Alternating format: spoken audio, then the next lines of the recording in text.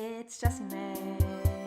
It's Park. We knit and we knat and we chit and we chat and we knit and we knat and we chit and we chat and we knit and we knat and we chit and we chat and we knit and we knat and we chit and we chat and we knit and we knat and we chit and we chat.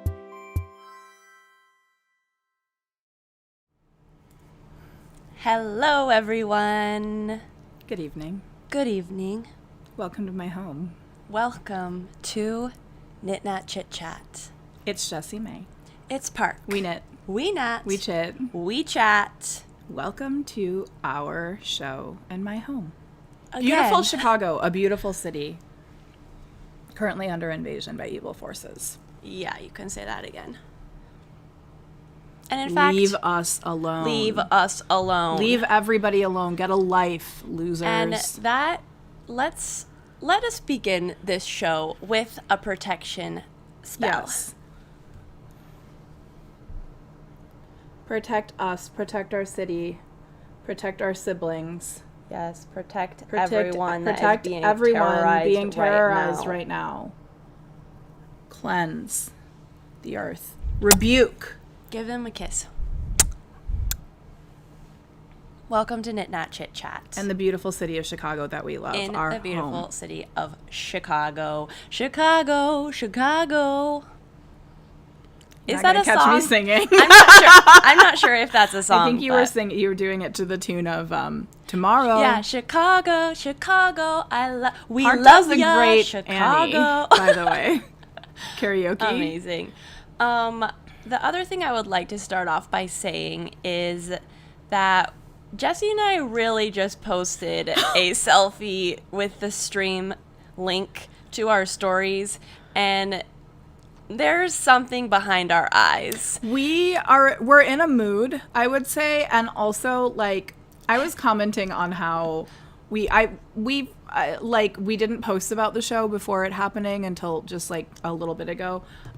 It feels weird to post anything right now for me. I don't know. Times are kind of terrible. We decided to do a selfie this far away from our So faces. we did a selfie and it was so close. With Usually our we're eyes like this. And we're like this. And I was telling Park when I was making tea earlier and I looked at her and I was like, your teeth, Park has unnaturally white teeth. She's known for them. They like glow. And I was like, your teeth are looking extra blue today. So there is an energy that is pervading all. Is underlying everything that you will be getting and tonight. And we are feeling a little bit, shall I say, off. You know what I think it is? What? Is it our taking in the energy of the harvest moon. Yeah, I mean, be that it was covered by clouds. Maybe we were not as protected as we thought. Yeah, I don't know, but we're feeling a little off, but it's going to be okay. It's going to be okay. I'm sure a lot of you are also feeling a bit off, but hopefully this can just be a time of being together and loving each other. Loving each other.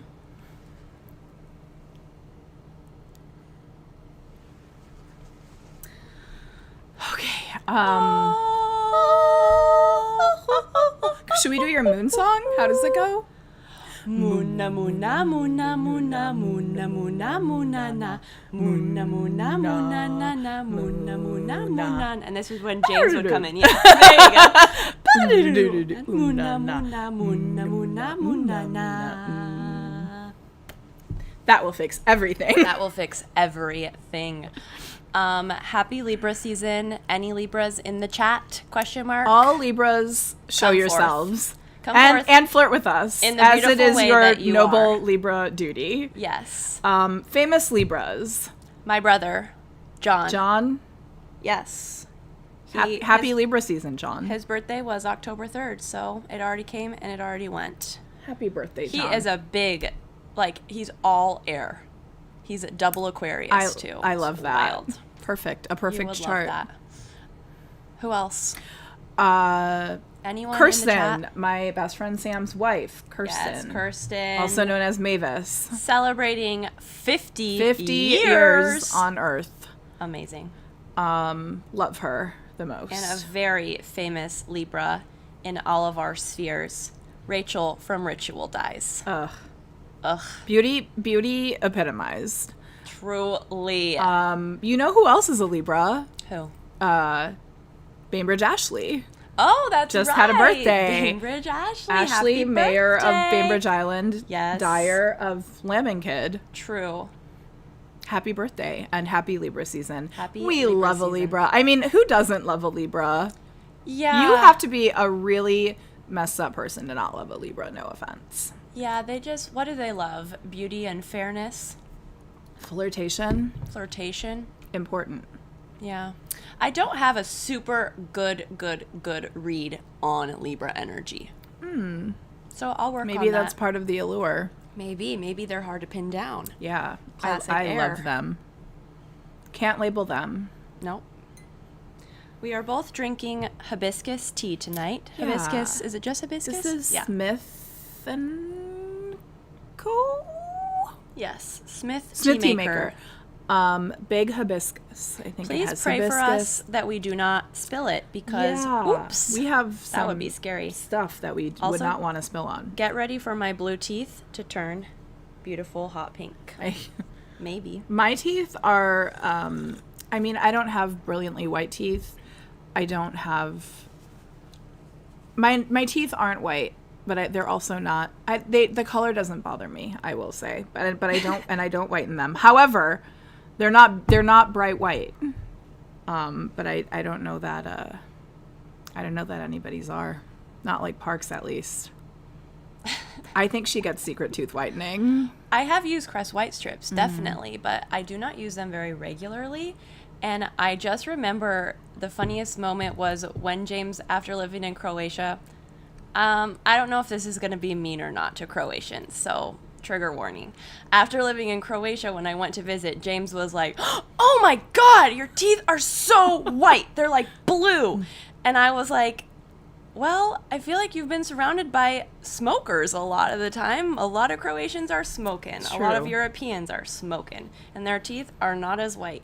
When I also was a foreign exchange student in France, there were like a couple French boys at my school who always would be like, "Oh, toothpaste commercial." And they thought it was so funny because they're like Americans with their white teeth. Why haven't you told us that before? Because now Diggs and I, every time we see you, are going to say toothpaste commercial because that is what it looked like. It is like, it's blinding. Sorry, I'll keep my mouth shut. No, it's a very beautiful quality. I, as a non-smoker, still don't have white teeth, so. James says that he wishes I would smoke cigarettes. You know what? I've seen it. I'll say that much. No, she hasn't. If my mom is watching, no, she hasn't. No, I, as my friends can all attest, there is that dog in me that wishes I was a smoker because it's just like, I would love to be able to be like, I'm so cool. Like, but yeah, right, would I ever That do dog that? is also in me. It's too scary. It is too scary. It's too scary. But I do find it to be sexy to watch somebody smoke. I can't know. help it. It's sexy to watch somebody smoke. We can I smoke wish that fake I things. we can smoke our knitting needles. The thing is, I do practice a lot. I would because- probably look really ugly doing it, so I'm not going to do it. No, you wouldn't. I'll Okay, be the wow. judge with that. What an opening. What an opening. Blue Smoke teeth, smoking fantasizing. habits, Blue teeth. a moon song. Yeah, we're all over the place. Maybe the secret is that, like, you came to my house and I feel like we didn't really talk. Mm-hmm. We also saw each other the other night and didn't really talk. Like, maybe we're in a maybe we're in a little bit of a fight. Never talk again. But that's the thing. I feel like we have a Only lot at of energy. This is the Knit first time we're actually talking. I feel like you've said that before. You floated the idea of only ever chatting on Knat Chit Chat, and it hurt my feelings. It's called saving the best for the people who deserve it the most. you all. You all. It doesn't really seem like. Oh, someone is saying that Jessie's hair is looking extra gorgeous today. Oh, thank you. Yes. I washed it. You know what's really sad? Every washed time I it? get a compliment on my hair on the show, it's like literally That's because how- I washed it recently. Anytime I get a compliment in real life, like- it's because yeah. Oh yeah, 'cause I well, washed it makes sense. I washed it 2 nights ago, so I'm not sure we have any Libras in the chat tonight. Oh, yes, we do. Valley thank God. Hayes. Valley Hay. A very also Libra the person name. who complimented your hair, so that is Flirting. very Flirting. Libra. Classic Libra. This is why I love you. That's perfect. Okay. Thank you for the compliment. I actually was noticing tonight that for the first time since I got my hair cut in however long ago it was, I got my bangs cut just like a little too short. I don't like having hair that's that short. Makes it hard to pull back. It looks messy. My hair is finally to a length where all of the layers feel comfortable for me. And it'll stay this length for probably 2 weeks before I start to hate it again. So you better soak it up.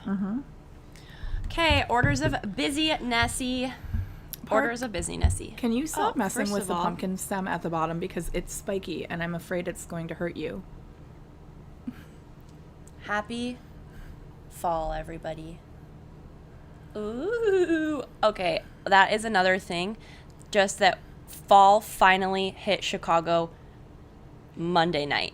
Monday night, it turned into fall, and we were really waiting for it because it has been so hot. It's been unbearably hot. Ugh. And I don't hated it. know. I never know how to explain. I mean, I live in a south-facing apartment. It's on the top floor.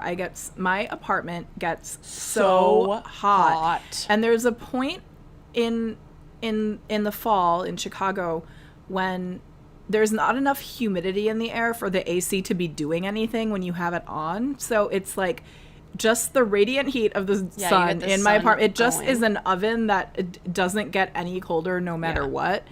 And it's a pretty miserable few. I also live in a very old building. There's no central. I have a window unit, so I don't know. It gets It's really unbearable. hard. Most apartments, it's very hard to get that breeze going through your apartment. So it's you need it to be cold for several days. But Tuesday morning, open those windows, chilly. It doesn't work for me unless I open my yours door is also. hard. I'm in a high rise, so I don't know. It's difficult, but it's okay. I like when it's a little warm. I think I have a little bit you more of a do. You tolerance get for cold it. easy. I get cold easily. Strange trait, but anyway. Anyway, it's fall. Anyway. Happy fall. Anyway, Happy happy fall. fall. Or shall we say sweater weather. Sweater weather. Orders of business. Orders of business. In the Knat section, we'll be talking about, you guessed it, the usual stuff. What we're working on, what we've bought, what has been sent to us without us purchasing it. yarn and craft stuff. Yarn and craft stuff. You might have guessed. Yeah.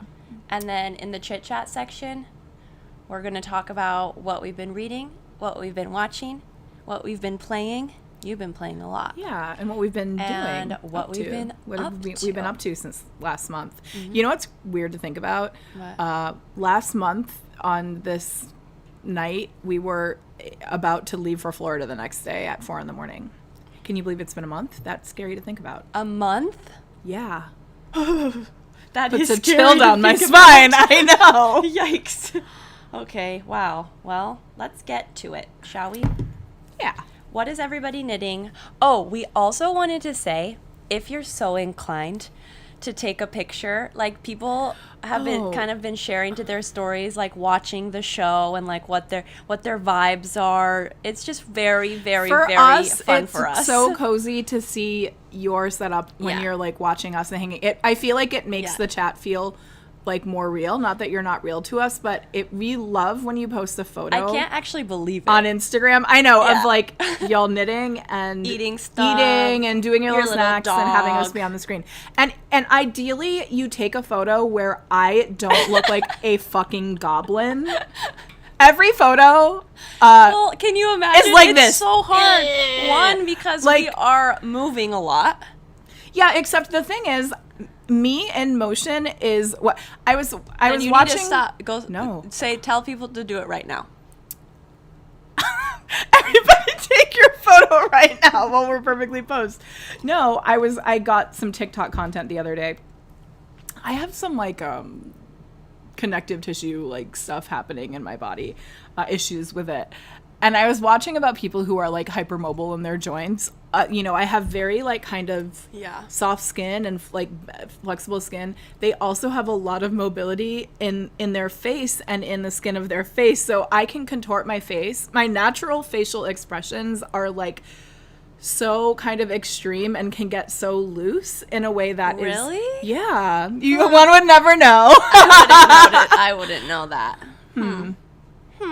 Something to think about. I would say this is what I'm going to say. Here's what I'll say. I have potential for great beauty, and in the same direction that I have potential for great beauty, I have potential for the deepest of goblindom. Like, I can look more like a goblin than anybody. That's true. And it's I wouldn't just say called than anybody, but yes.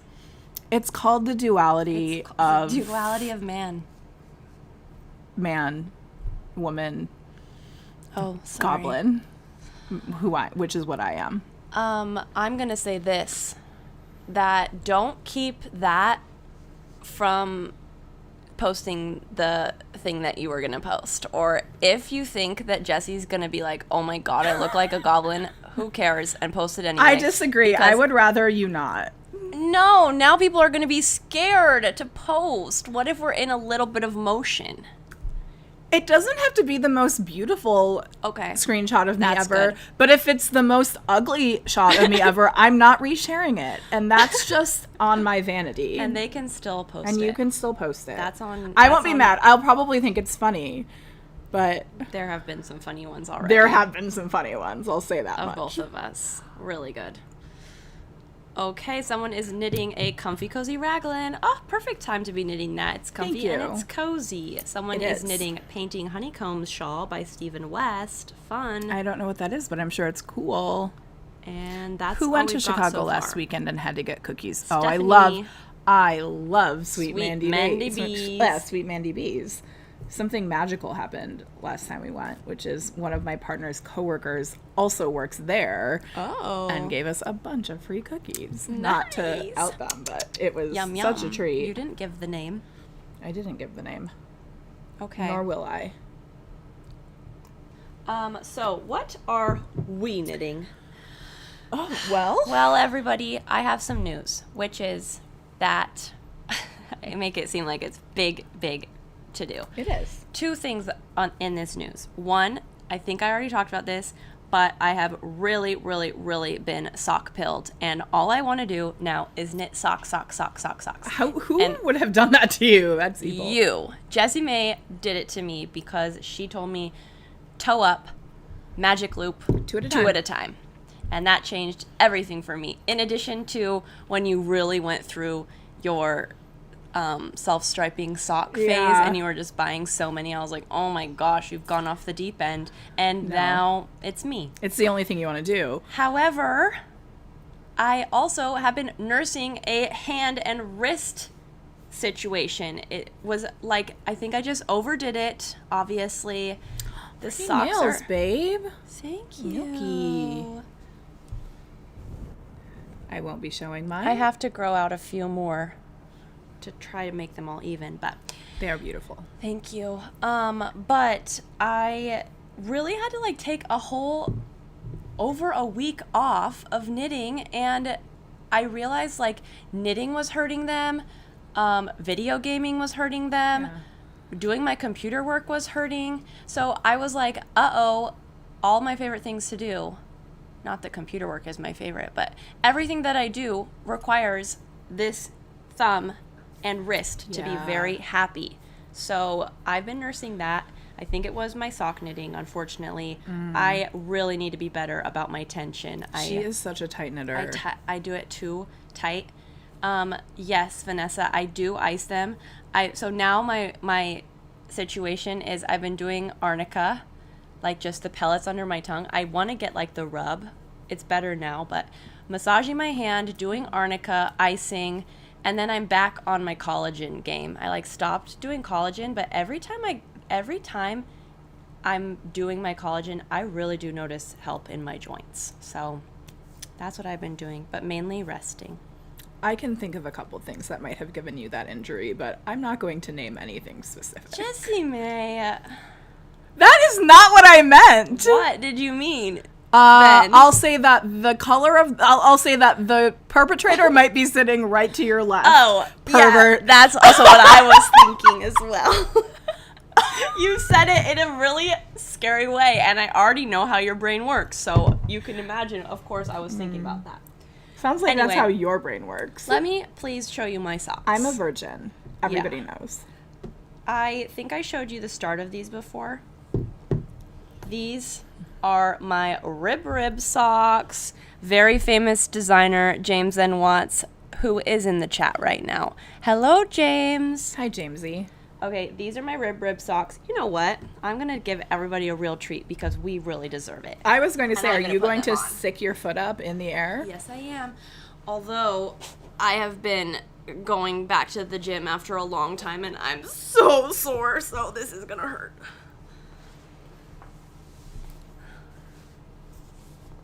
Gaze upon it. Let me stick it to really close because... Can you see that very well? Yeah, I can. Okay. It's probably getting a little blown out, Kate. It's probably getting a little blown out. Just because I have gotten a little wild with that one. Okay, so the rib socks are amazing. They were very tedious to knit, as I think I already said last episode, and James already knows this. The only things that made them more tedious than they needed to be was my tiny gauge. Like, this should not be a sock. That is so tiny. It's creepy. So I should have gone It's up. creepy. It's so long. I don't like that. I should have definitely gone up a needle size or two, honestly. And the thing about this rib pattern that is unlike a lot of other ribbed patterns is that the toe and the heel are also ribbed. So it's really beautiful. And they are so gushy and comfy. So despite it taking me so long to knit these, I am going to knit another pair. But going up a needle size, I think, is going to make them quick. Okay, these are my and next they had ones. nothing to do with Park's current injury. And they definitely sure. did not ruin my life. Cute. Oh my god, I love this. This is giving me Florida nostalgia because Yes. you were knitting them on the trip, and I just feel like the colors are so Florida. It's like sun, sand, beach, hot pink bikini. Yep. They're very cute. I love them. This is when Jessie and James both were like, you need to go up a needle size. And actually, I think I even knit these on size 2s. A perverted size to knit socks. But that helped everything because these ones went so fast, and the self-striping, I haven't washed them or blocked them, but the self-striping makes it so fun. Babe, weren't you afraid they were going to be a little too big? Yeah. And do you find them to be perfect or big? I think I could possibly have done 56 stitches, Okay. but I think they're still good. Okay.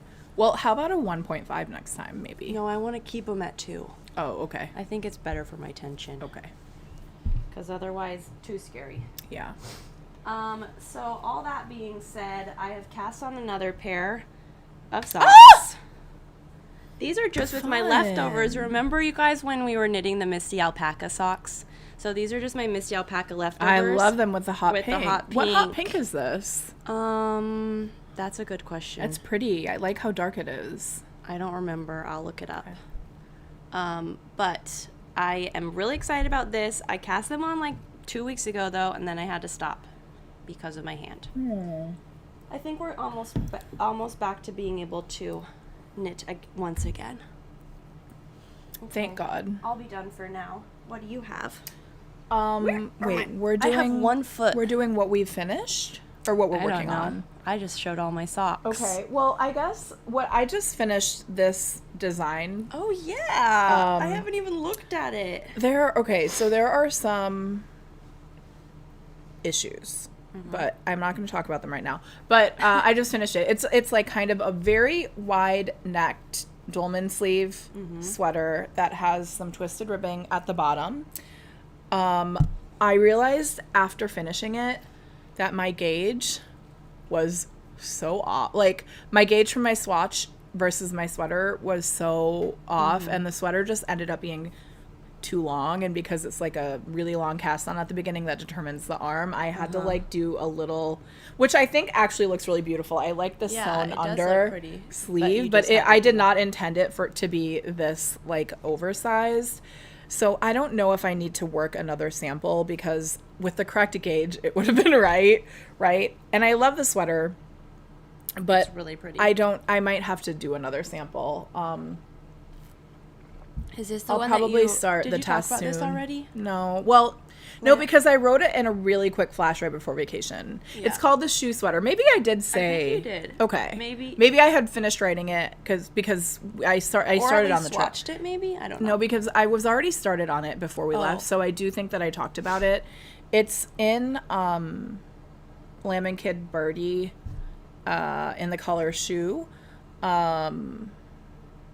And it's just like kind of very light and fluffy and knit at a very loose gauge, intended to be 16 stitches per 4 inches, but it ended up being 14 because I was like, why is everything wider and longer than it should be?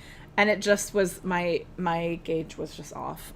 You do love to be loose. I do love to be loose, but it's like I had knit this yarn in that gauge in a big sweater before, so I trusted my swatch and I trusted my previous gauge, and it was just wrong. And so I don't know if I'm going to have to get more yarn for this, because I can knit it at that gauge. I just need to go down a needle size. And I love this like type of sweater. Gorgeous. So You'll still wear it. I will wear it, but for purposes of the test, anybody who has proper gauge, it will be right. It should be right, but I might have to rework the sample. So I don't know. I would kind of like one in black, actually. Tricky. But yeah, so I finished this, and then I swatched for, and I'm hoping to, I would like to launch the test for this soon, even though my sample isn't quite right, and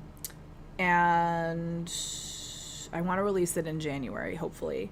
And then I got Oh Dang from Farmer's Daughter in this color Tomato Girl, which is such a pretty like ruby red, because I want to do something romantic for February. Day, for like my birthday month.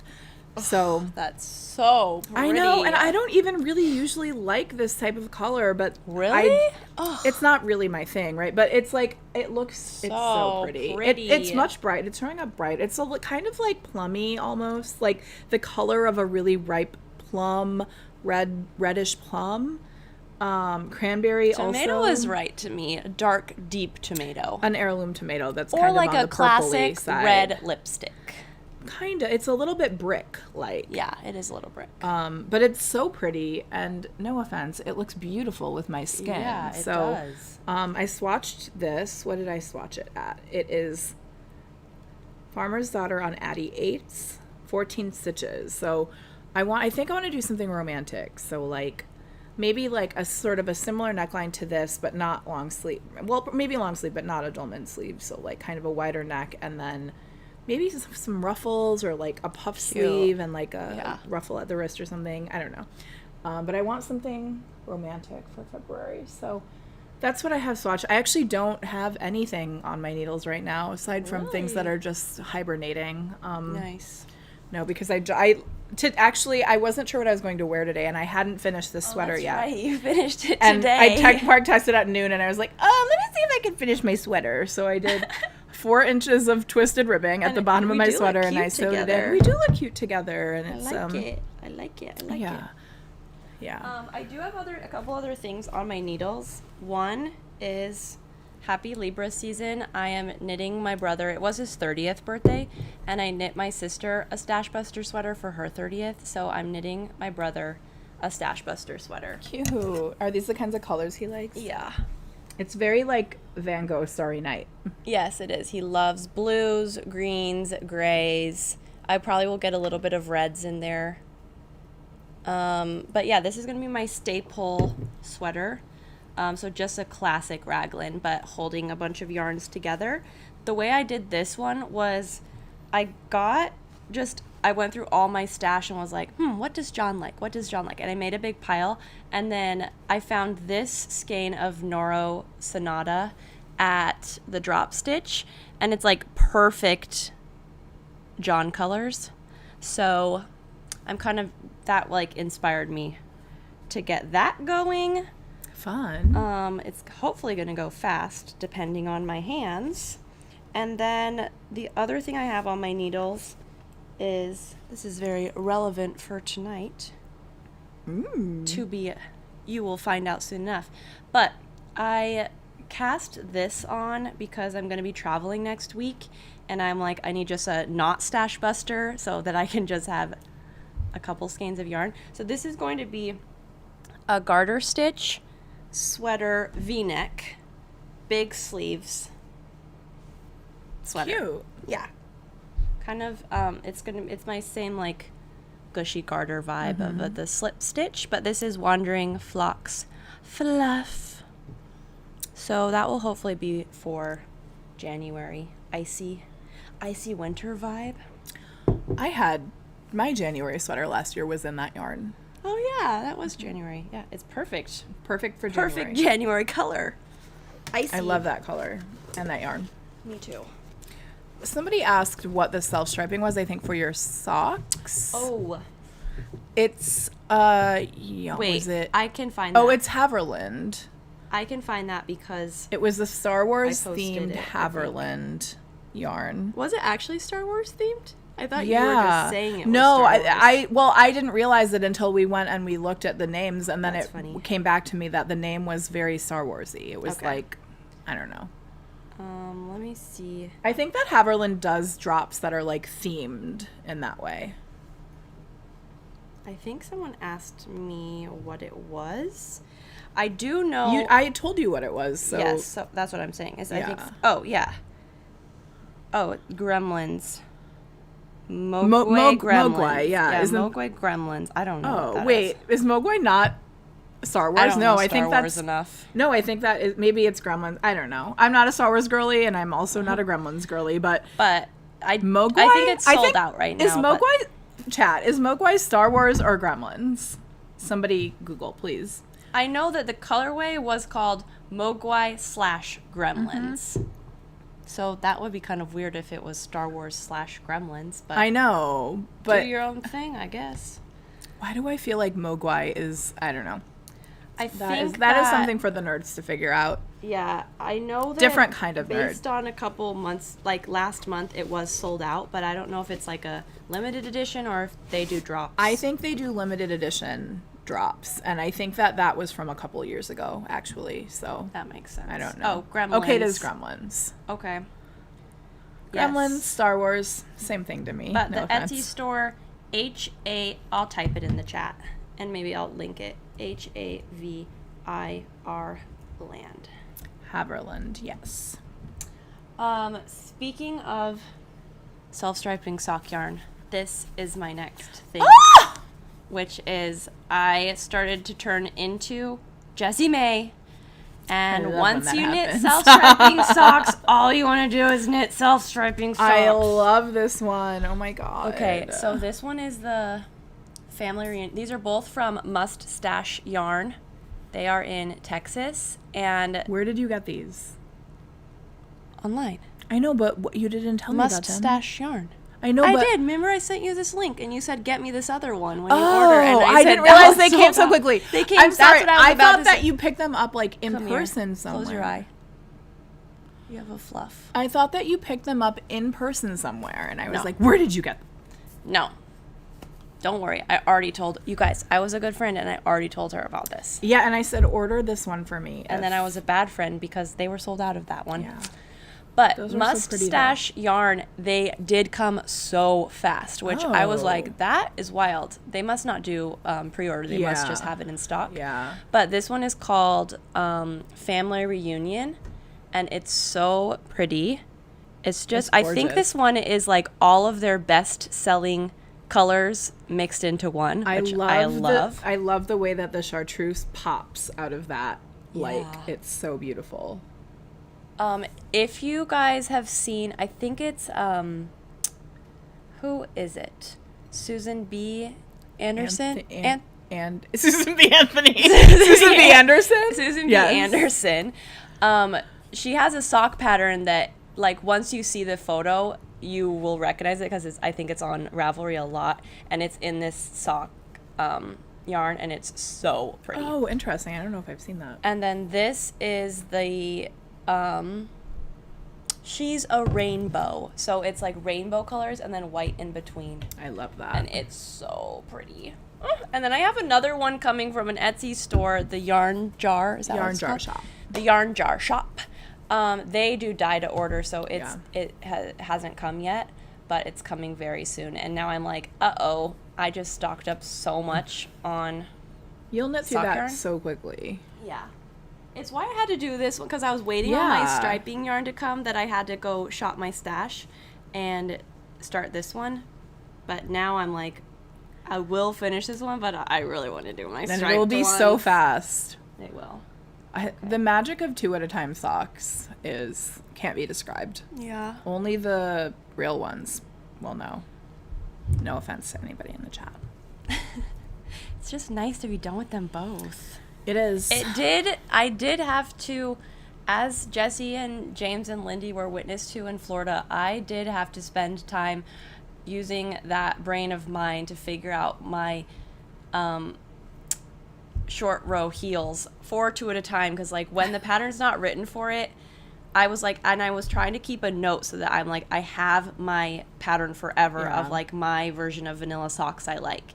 So, but the short rows, you have to like set it up in order to do the 2 at a time with the contrast heel differently. And I was like, oh, blah, blah, blah, blah. But we figured it out. You don't have to set it up. You just have to do an extra row. Yeah, you have to do an extra row. Yeah. But you do it differently than the way that my last short row heel had me do it. Oh, I see. Because they have you knit on the instep. Oh, like all the way around. Yeah. Once. Yeah. Anyway, You can do it. Yeah. good juicy brain practice, I guess. Park said, Jessie? I was knitting. Jessie? I was doing my morning knitting, and I hear a little voice from the other room. Jessie, are you feeling particularly patient with me right now? And I said, no. And I said, okay, never mind. And she said, why? And I said, never mind. And then I proceeded to do an entire illustration showing her what she needed to do. But you also agreed it was kind of tricky at the beginning to think it through. Yeah, thinking of it only in your head, which is why I was like, here, let me draw it. Because I had it in my head and I was trying to explain it. And then you also have to take into account where your tail end is going to be, where you need to slip stitches. Yeah. Anyway, it was... So I did the math. I did my little galaxy brain. Tricky. And then I said, let me draw it. Mm-hmm. And then it made total sense. Mm-hmm. My favorite thing is when I draw something for Park.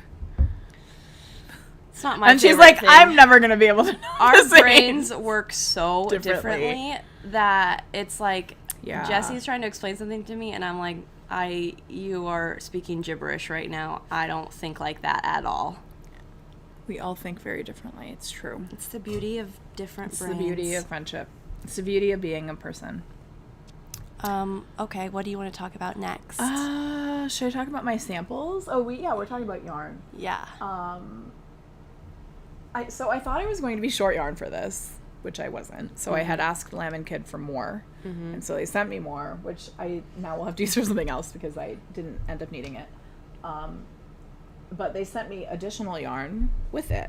So they sent me another skein of birdie, and I feel like it is. Isn't this? That color is Color is called boot cut, and it is gorgeous. It's like such a deep, like teal color that it's actually showing up quite well on the. Yeah. It's maybe a little. The camera pretty always accurate. pulls a little bit green, but that's pretty accurate. This is pretty accurate, actually. It actually is pulling a little blue, I'm finding, because it looks a little. It's like more green. It's kind of like an evergreen, beautiful, just such a deep. I don't know. It's gorgeous. I love it. This is in Birdie, the same base that this is soft. in. It is, reading from the label, 74% Surrey alpaca, 26% silk. So it's like all alpaca and silk, which I love because I love mohair, but it's itchy on me, and this is not itchy on me at all. It feels so nice.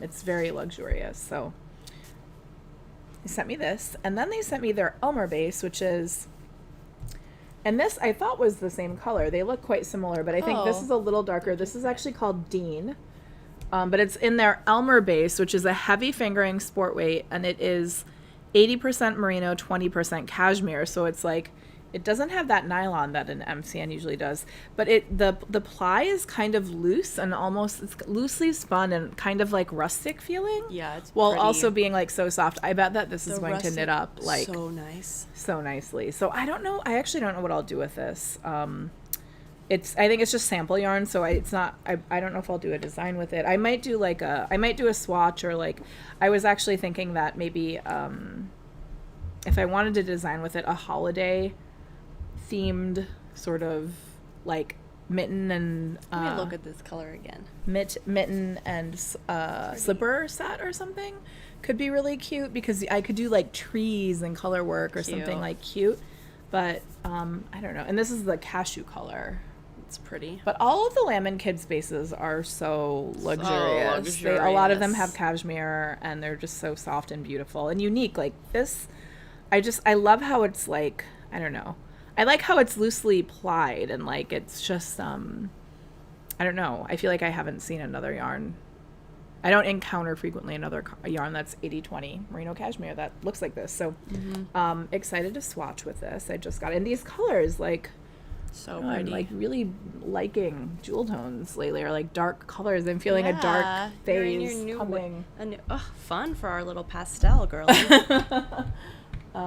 Yeah, so that's what I have there. And then oh yeah, I just wanted to say shout out to I went to my old stomping grounds, Sister Art Studio in Chicago. They had their 20th anniversary sale, which was very cute. 20 years, that's so long. That's how long I've lived here, basically. It's interesting to think about it that way. Whoa, you've been here a long time. Yeah, that makes me, they've been open a long time. I know, it's amazing. Yeah. But that was very, very sweet. And I had a couple people like who I knew from the knit nights and working in the shop. They were regulars, but they were reminded me that I taught them to knit, and it was so cute. I was like, oh, they were like, you changed everything you taught. I always am like, well, Park taught me how to knit, and I was like, oh my god, that is yay. sweet. It's sweet that there's little baby knitters out there.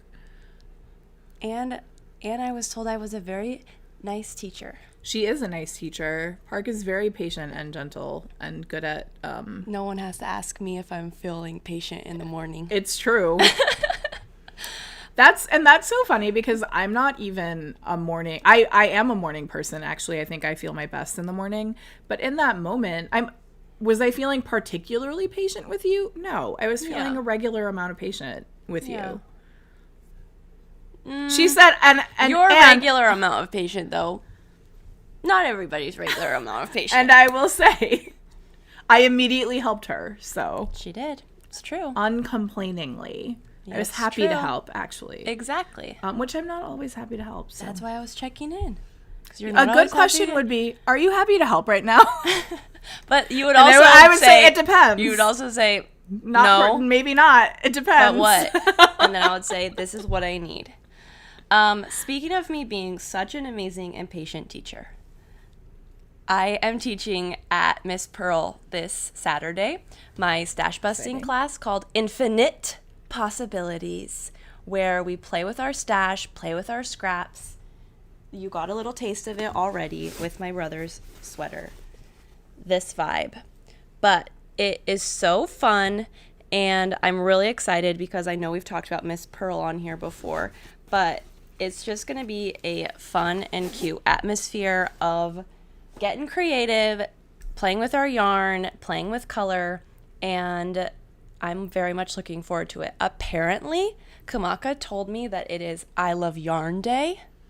When I was sending her the possible dates, she was like, okay, perfect, let's do October 11th because that is I Love Yarn Day. And I was like, news to me. I don't need a day to love yarn. I love yarn every day. But I love yarn. That's cute. And that's actually the perfect day to teach this class because it really is about loving yarn. Yeah. Anyway, if you're in Chicago and you want to take that class, you can sign up at misspearl.com. I'm assuming that's the website. It's Miss, MISSPURL, and it's in Chicago. in And that's how Chicago. you'll know you're in the right place. That's right. Online. And if there is Look a for class the Chicago listed, part of the internet, and then that's where it'll be. and especially if there is a class listed that says I'm teaching it, that is the one. That's when you'll know you're on the right track. One, And I until you promise. actually sign up, though, you won't know for sure. That's true. So That's true. you better sign up. That's what's on my schedule. And maybe it will be on yours as well. It's not on mine. I won't be here. October 11th is my birthday and I Love Yarn Day. Yes. Wow. Good for you. Nativa. Love that. Nativa, that means you are extra Nativa, special thank you on for that being day. the number 2 fan today. And apparently you are number 2 crown. We still who have is not number 1? figured out how I you think it's get just crowns. like who's most active in the chat. I that think we day. have this exact conversation. I know, but what is look, it? who's number 1? Because well, right, there's number Caitlin, 1 there's is not. Valley, maybe Oh, it's- number 1 is James Watts. Congratulations, James. Oh, but also Samantha Gilmore is number 1. Maybe rankings change throughout the stream. Yeah, you better keep up the good work. Wow, this is. I wish we had presents to give you. I know. Our presence is your Our, present. our present is your present. And your presence is our present. Oh, James has lost his ranking. Wah, Wah, wah. I wonder what he's doing right now. James is probably I'm sitting supposed to knitting. talk about something. Yeah, I'm forcing Jessie to go back because she probably almost would have forgotten. I would have. Or willfully forgotten.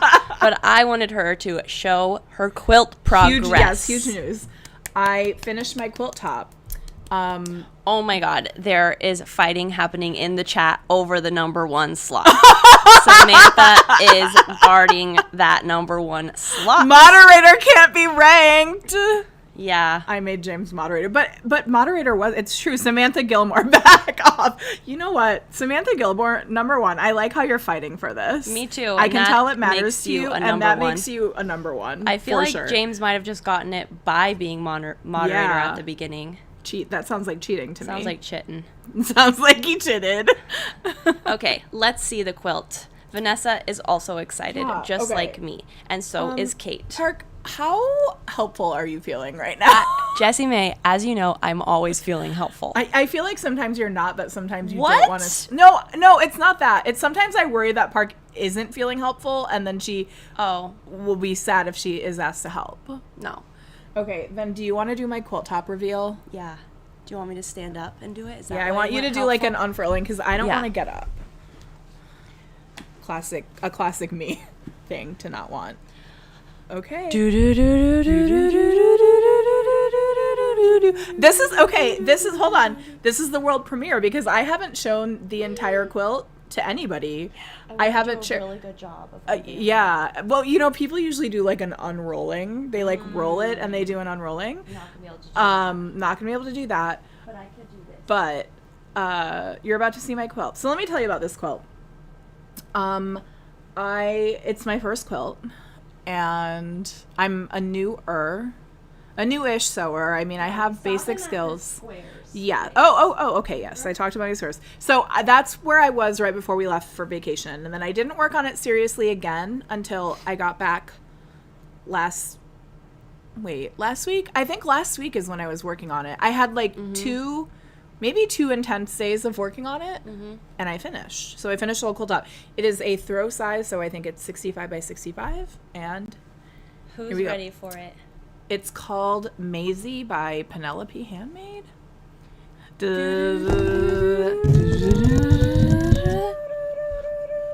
Oh my god, I haven't even really seen it in that way. Park, it's cute. I'm not even actually getting to see it very well. Oh my god, it's cute. It is cute when it's like you can really see the circles. Oh my god, it looks really good. See, looking at it through the screen, I like it a lot more than actually looking at it.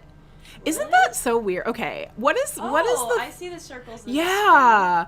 So what is the thing in our brains that happens when sometimes I feel like I don't know what something looks like until I look at it in a mirror. Wow, Jessie, yeah, I'm seeing it too. Yeah, isn't that Maybe cool? it's just because it's closer and then farther. Babe, can you believe how big that is? It No, feels like really more. It feels bigger than a throw. It's Yeah, 65 it by seems 65. Like almost but a it seems queen way size bigger. duvet. It's I know. So beautiful. It's okay. If I were to do it again, I would choose different colors. I don't like how much it is giving a little bit of like red, white, and blue. The red is not as dark as it's showing up on the screen. Yeah, the screen is making It's- it look more because you're missing the pink. Yeah, there's pink and the yellow is. But I wish that the pink is was really a more little yellow. darker.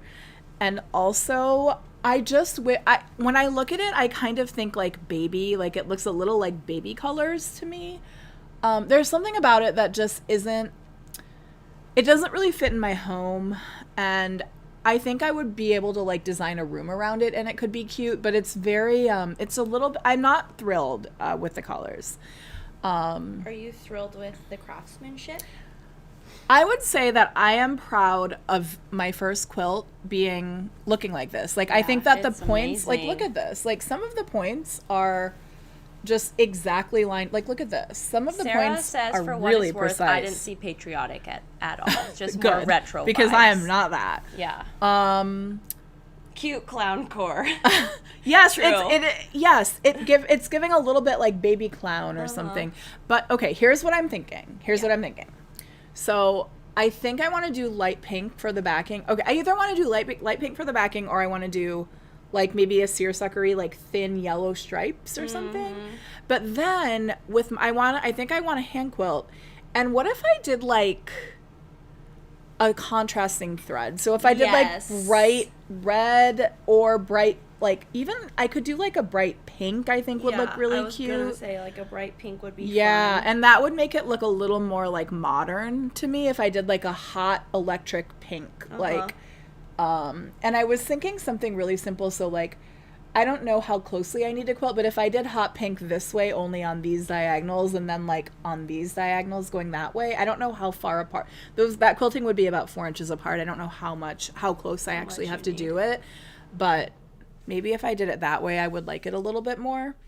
I am proud of my work, and I'm proud of the skills that I learned. It's amazing. And more importantly, it's like as I was doing this, I'm like, I feel, you know how in a video game, like the more you do something, you get levels. I'm like, Yeah. I feel like I've leveled up like Leveled up three. a lot. I've leveled up like 3 skills in like I'm quilting. gonna show you the back because it's also so Yeah. pretty.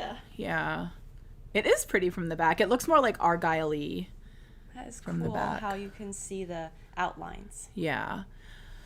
But this is my first quilt, so I don't know when I will be able to finish it. Like I said, I want to hand quilt it, and I have so much knitting to do that I'm feeling actually a little overwhelmed about doing it. And I know that you can send it off to get it quilted, but I don't want to do that. I'm not really interested in that. Silly. A lot of people do that I know, though. Like getting this far on your first quilt. I feel like it's a little bit of cheating, it is but a little cheating. I don't want somebody else to touch my quilt. No, you don't. And that's a lot. My quilt that I don't even like. That's a lot of touching. Yeah. Intimate. But like James was saying, I was like, this quilt has already made me more evil, and I'll explain how. This, as I was working on it, even I casually would be scrolling Instagram, and I would see somebody in like a beautiful quilted jacket or like repurposed like quilt type garment. I picked up this quilt from a thrift store, and it's as soon as I see it, I zero in on where the points are. I'm like, the first thing I see on somebody's, I'm like, see how the I quilt was. I wasn't even checking. I just just do noticed it. immediately. I start noticing immediately where points aren't matching on other not people's quilts. Look at my quilted coat because that quilting top, the quilt top, is really messed up. Yeah, well, I was like, no wonder that's someone got why rid of this I one. said It's really bad. it was making me more evil immediately. And James is like, yeah, it's a great craft for an insane perfectionist, which which is you. So it does tick my box. It triggers me, and it ticks my box of like, it makes me feel really accomplished when it's perfect, but it also You can see where your but also I imperfections- see everything. Yeah. It's like kind of like being in my brain. So I don't know. Maybe it's good exercising it Yeah, or maybe. just feeding it. Who There knows? were points where I'm like, this is close enough, and I do think that that's good practice. Like, That it's is good good practice practice. for me. It's something that I'm working on, but it's that dog is always like being trained. Dog is and always whimpering. the dog is whimpering the whole time. Yeah, so That's funny. Well, that's my quilt top. Thanks, babe. we will all be patiently waiting for whenever you are at the next step, but no pressure. My little cousin, On the Wabi timeline. Guanikwe, is in the chat, and she said, Hello. am I going to attempt a star quilt in the future? And yes, I actually think I want to try a star quilt next. So star quilts are very important to Native people. Nice. So I do want to learn how to do a star quilt. Oh, that was the other thing about finishing a quilt. Is that the motif? Like it makes stars?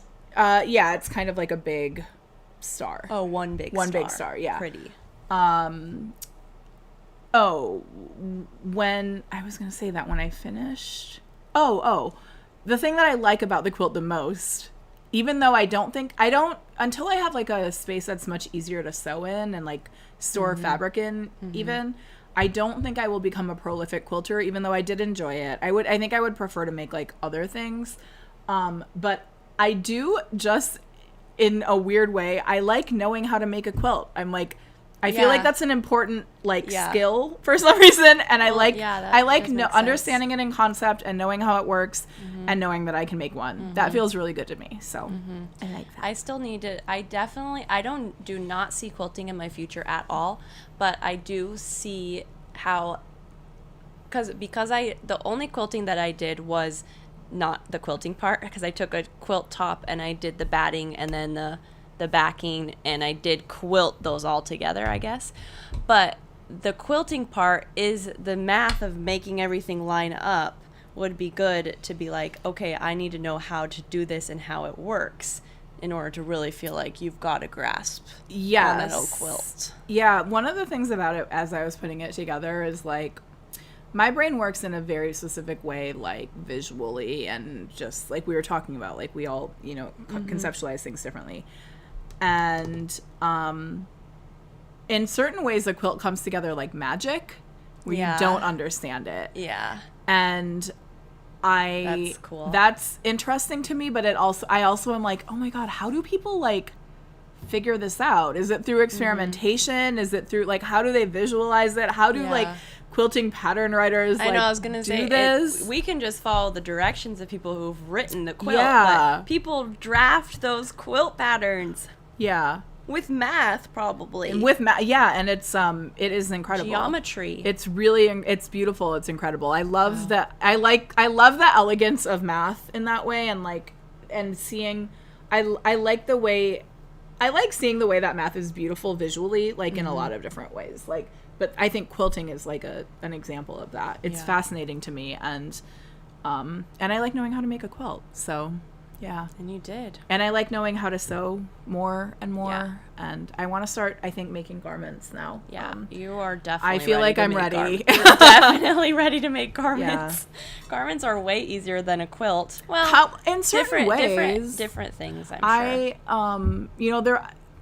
When I think about garment sewing, for some reason it's intimidating to me, and I don't know why, but I always forget that I already understand garment construction because you already know the basics of sewing. I know the basics of sewing, but it's more so cutting, it's like sewing. I know the proportions of a human body, and I know how fit works, and I have this entire wealth of knowledge about fit and things. It's just not as forgiving as knitting. Exactly. It's just the fabric is not exactly. As but I'm also, it's like, I'm not starting perfectionist. from square one, and a lot of people are starting from square one. They don't know anything about how to like do a neckline or fit or proportion or some pants, which you'll be able to so easily make your favorite type of pants, which is just wide leg trousers. I mean, this is another evil and done thing is evil about me, is that now that I know how to sew, I look at everything and I'm like,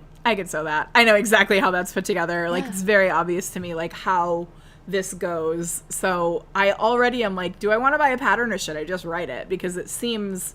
I'm not writing patterns for other people. This is specific to my body, right? It would be so easy to draft a pattern for myself. And that would be fun for you to be able to tailor it well. Yeah. Yeah. Wow. That ends Knit Knat Quilt qualt. Is that really everything? Qualt. No, Knit- just kidding. knit, Just knat, kidding, you quilt, guys. plat. It's not. We have something very, very fun. Something important and exciting to talk Something about. very fun and important and exciting that we do love to bury. Yes, and you know what? This is for the deep watchers. Yeah, the people, this not is the people why who we go to like the to do end, it. who skip to the end. They're not. It's not for the people who only watch the beginning. It is for the people who are watching an hour and 2 minutes in. True. We have a very exciting giveaway. Remember how I was talking about this? The wandering flock fluff. They should call it the Wandering Fluff. The wandering fluff. Well, Geraldine, we've done this before, because Geraldine is so generous Lovely with and us. generous. and always approaching us for a giveaway. We're never like... She reached out to us and asked if we would like to do a giveaway on Knit Knat Chit Chat because she just made the most beautiful new palette of fluff. A lot of the same colors, but then some new really fun ones. Let me show you them. The Wandering Flock consistently has like the most beautiful, gorgeous pastels, and Geraldine's color sensibility is so beautiful. I love her aesthetic. So this is the here's palette. the new palette. Oh, That poppy orange, the lavender, the lime. the lime. How are we not making The a Knit Knat Chit Chat grays. sweater? You're right. It's almost all we of our could colors. do cream with the lime, Yeah. the orange, and the violet. True. Oh, Oh, Love it. gorgeous. Okay, so take in this beautiful palette. It's not the last time that you have to look at it. You can go on their website. But let me put our beautiful faces back on, if I remember how. Yes, I do remember. Okay, so we have 8 skeins to give away to one lucky winner. And here's what you need to do. It's very easy. 8 skeins, a sweater quantity of any color Sweater- you want. Yes. Yeah, you get to choose whichever color out of that palette that you want. So you need to be subscribed to Knit Knat Chit Chat YouTube. Have you ever heard of it? Probably. Maybe. Maybe, but maybe not. Anyway, subscribe to our YouTube. Leave a comment on this video. This is where it gets tricky for everyone watching live. So this is your main homework. Leave a comment on this video once it's posted, which it will be posted right after this live, or you have basically a whole month to do it. And leave a comment, say whatever you want. It doesn't have to be anything special. And then be subscribed to my newsletter, Jessie's newsletter, and the Wandering Flock newsletter. Yep.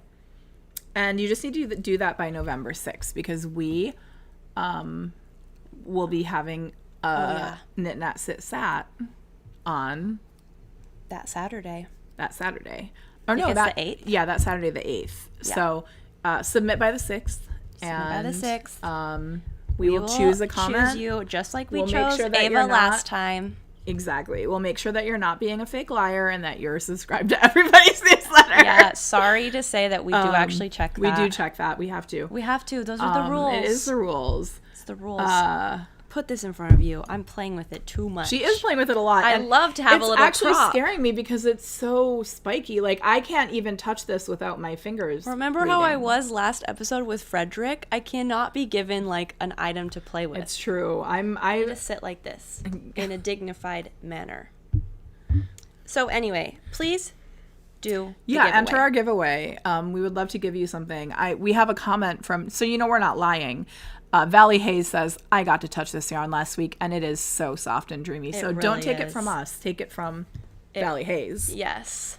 And also, what else was I going to say? Also, I can wear this yarn. It doesn't bother me. Of course it doesn't. Oh yeah, It doesn't I was have going to say anything that cheesy. honestly, your odds are very good. Your odds are good because not that there's many not people that many people who comment. Watching this, and especially not that many people watching 1 hour into the the show. So get your yarn. Odds are good. I hope that somebody who is here live Me wins. too. But Let's put that into the ether.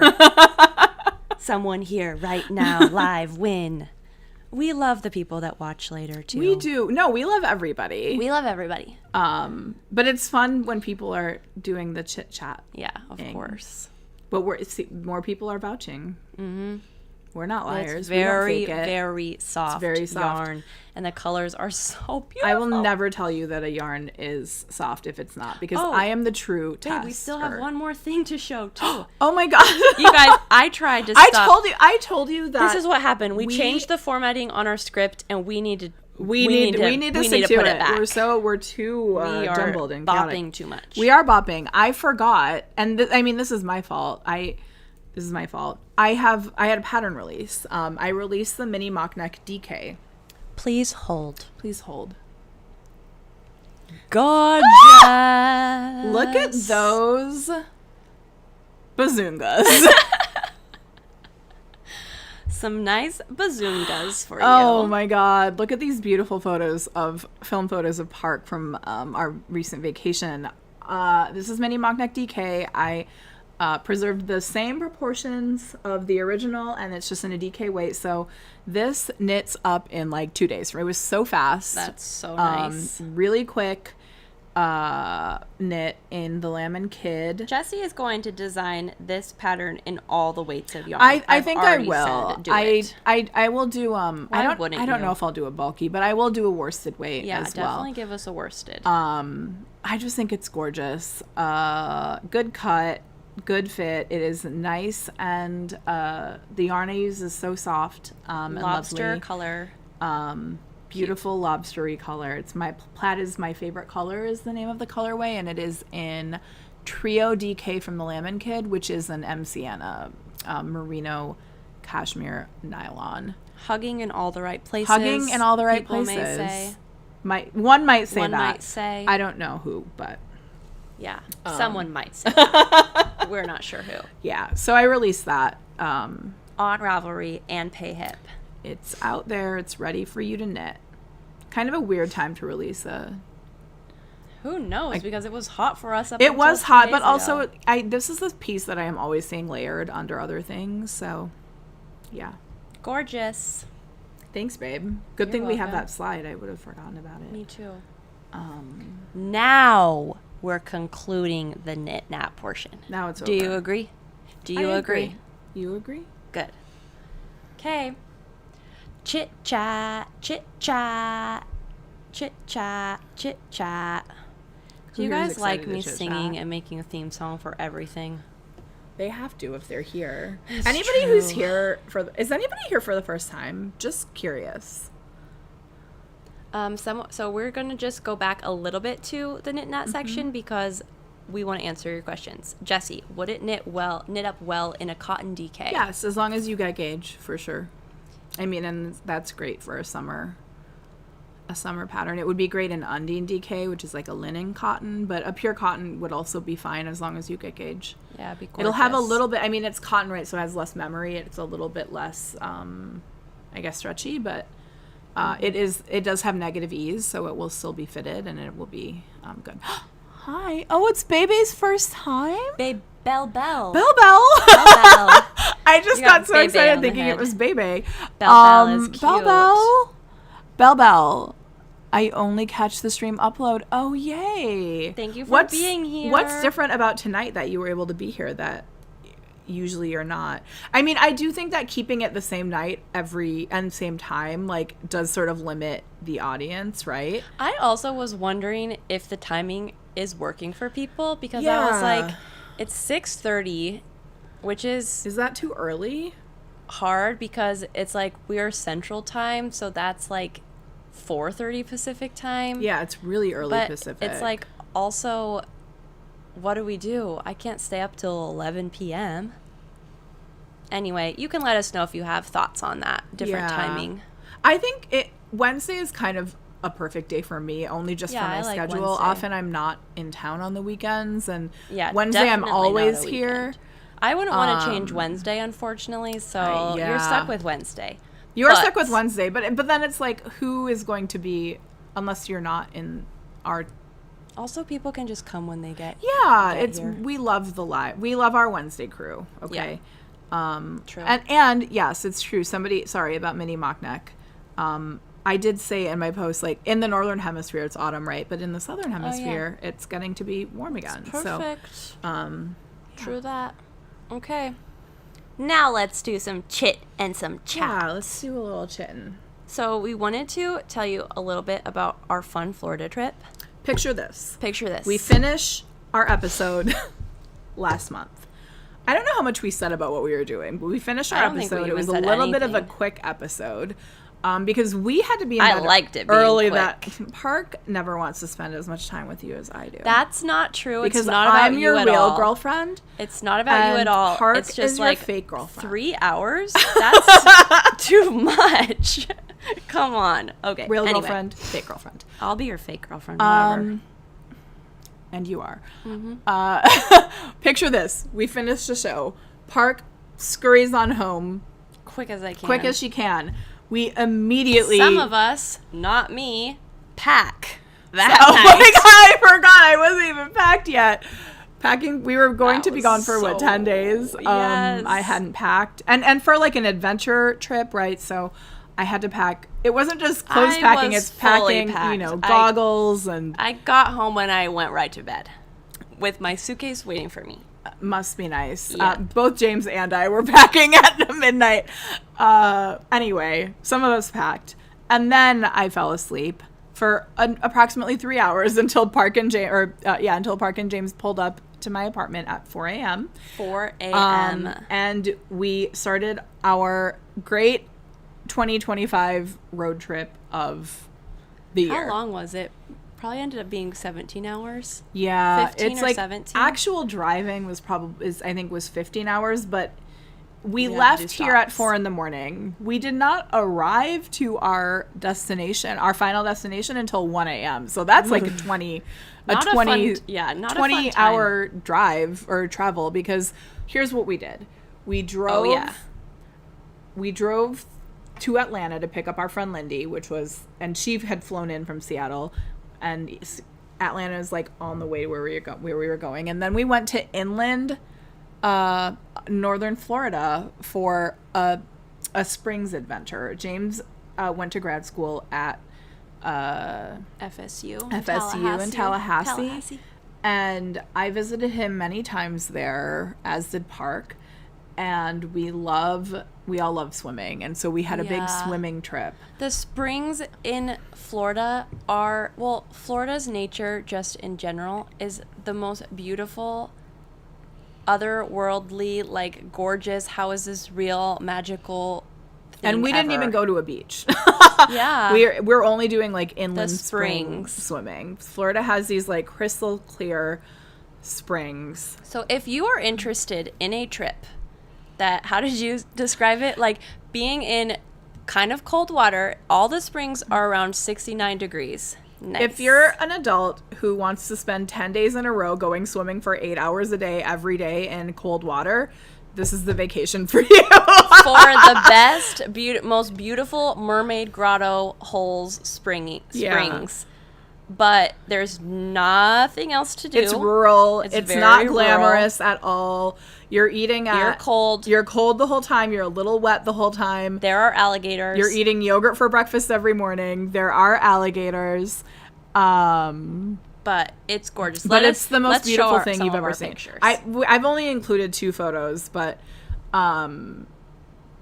Florida is just These are film photos that Jessie stunningly took. beautiful. Aren't they so pretty?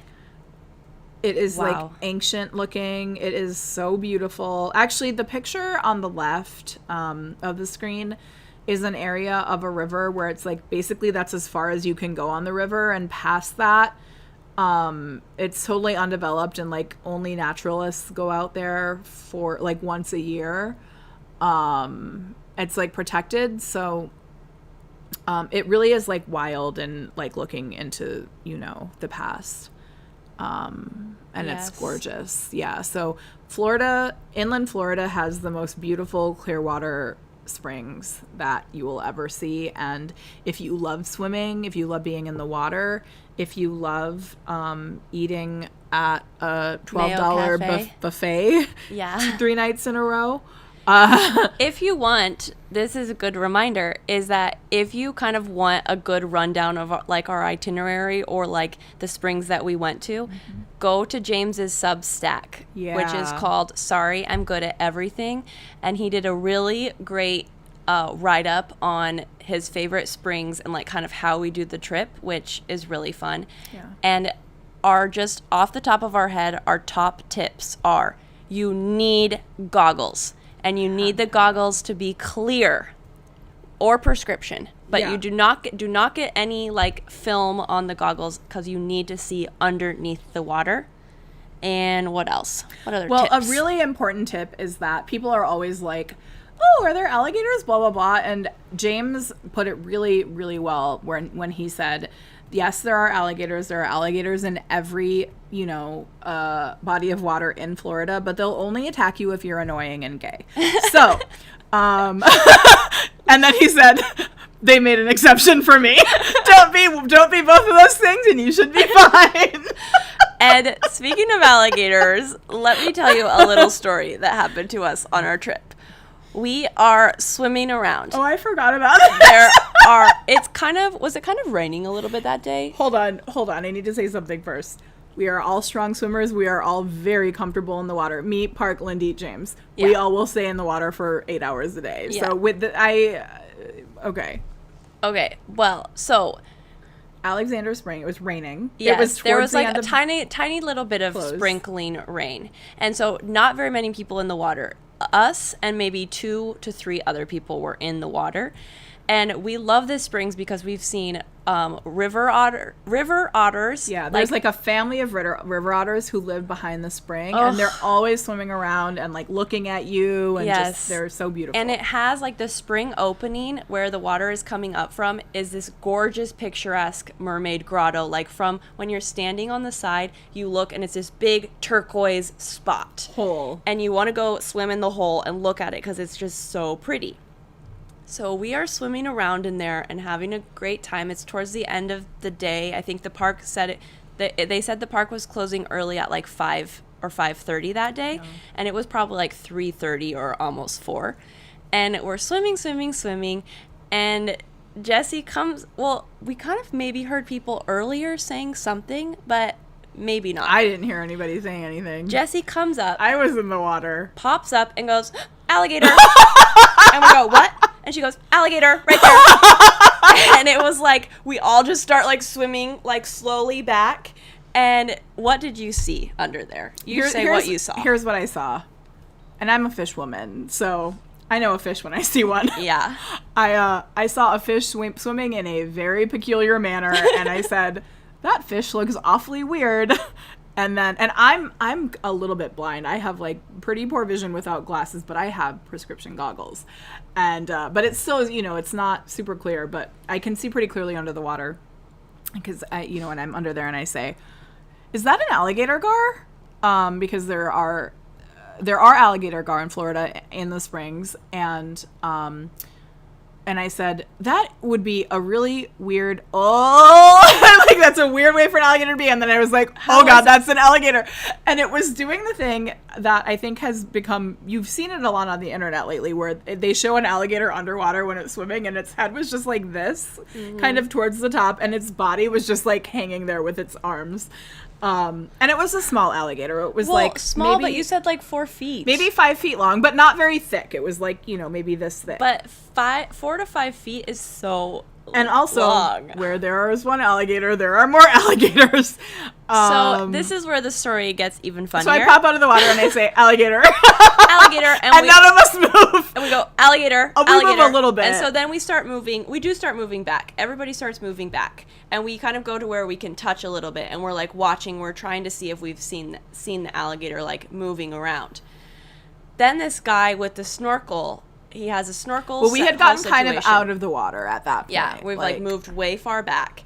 The snorkel man is starting to swim like with his goggles, with his snorkel, and like swim around. Well, we had we got out, didn't get out, but we moved towards the shore for like 5 minutes, right? And then we had decided that we wanted to keep swimming. Like there's alligators here. Like you two decided. James and I decided we wanted to go keep swimming. Yes, is that the snorkel man is going, and Jessie and James go, okay, let's keep There's a swimming a little snorkeler. bit. He'll tell us if there's an alligator. They said the snorkeler guy will obviously tell us if there's an alligator because he's watching. And so they start going, and as soon as they start going, the snorkel guy turns around and is starting to kick. And then he pops up, and they're like, "What happened?" And I said, "Did you see an alligator?" He said, "Alligator." He said, "Yeah, alligator." And he had a little GoPro, and he was showing us his footage later, and he's like, "I don't know if I got the alligator because as soon as I saw it, I turned. My girlfriend would not be happy if she saw an alligator on my." And this man was like 60 years old, which is the cutest concept in the world to me, is the 60-year-old man who just follows his love and is going swimming on a weekday, worried that his girlfriend's going to yell at him for like being unsafe or whatever. When meanwhile, all what he's doing is swimming, looking at alligators in the springs.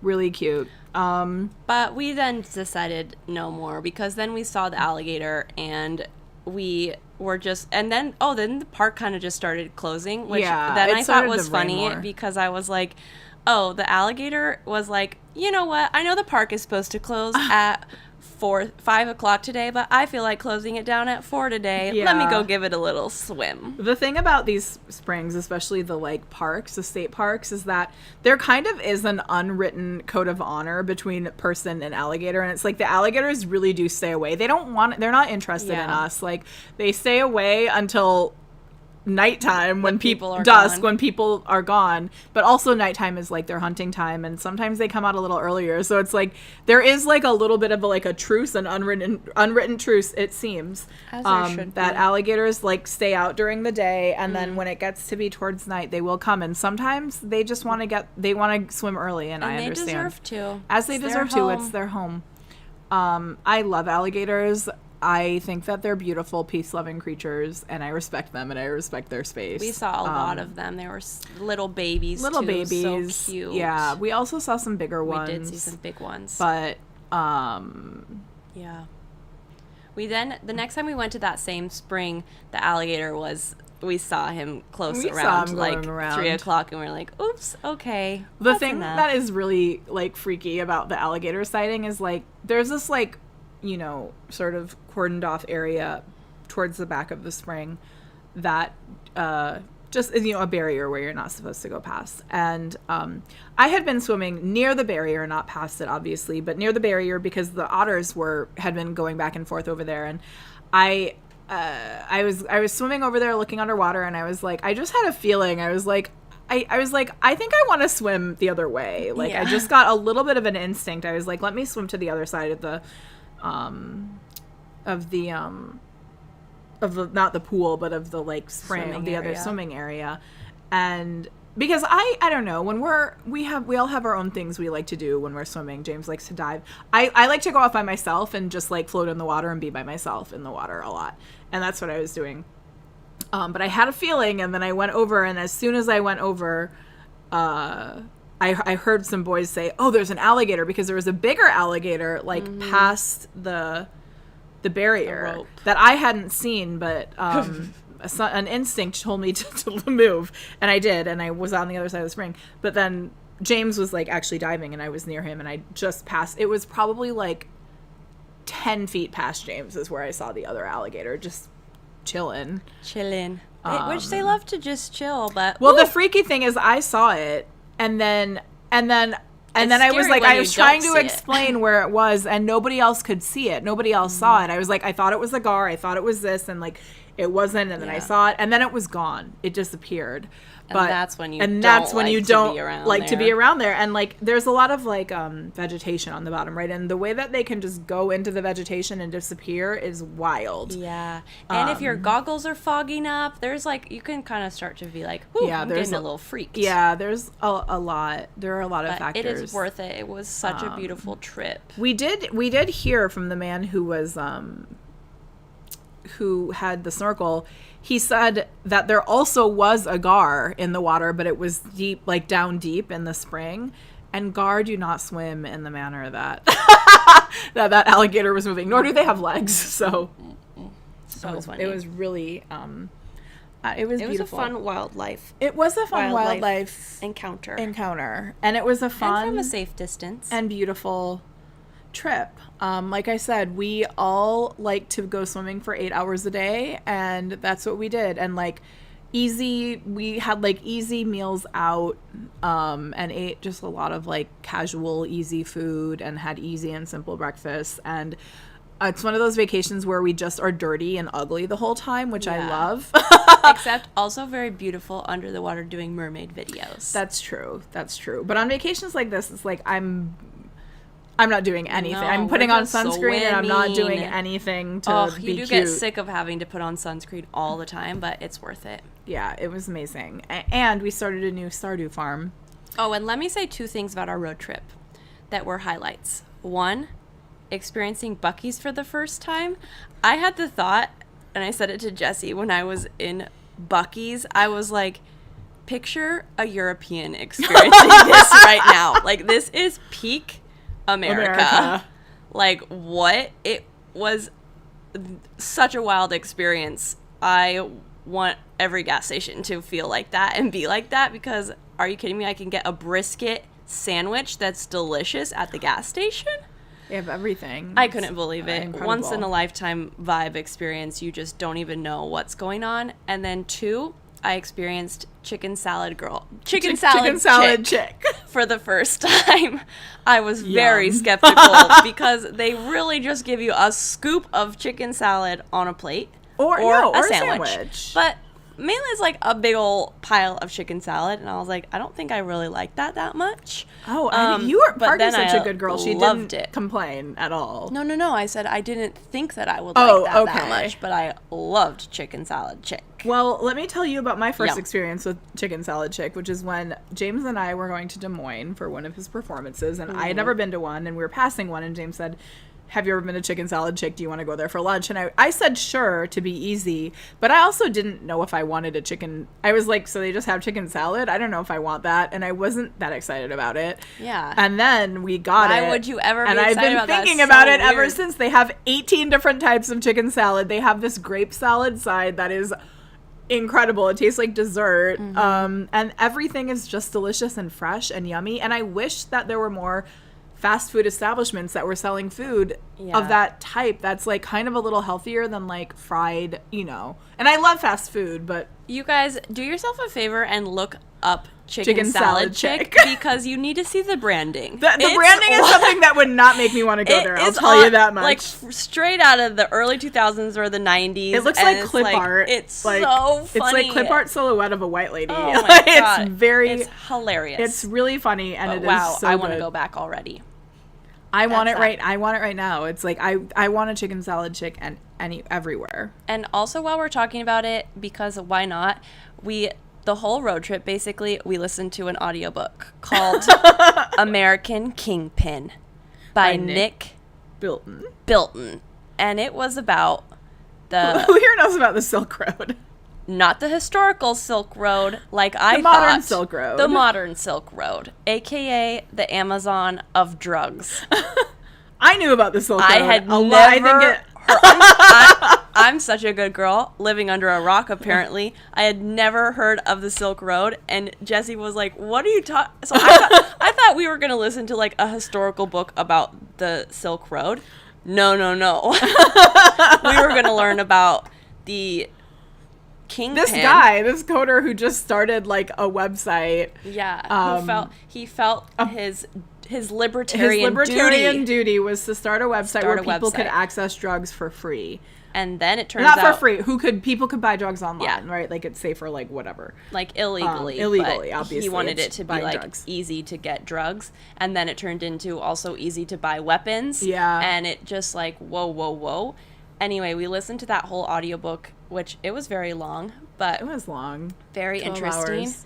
And then I think it came out in like 2017. Yeah, and then James and I were Googling the guy. I can't remember his name, the main guy who started it. His name is like Ross. He was like making hundreds Ross. of millions of dollars. Oh yeah, Ross. Yeah, Ross something. Making so much money. And then he went to jail at the end of the book.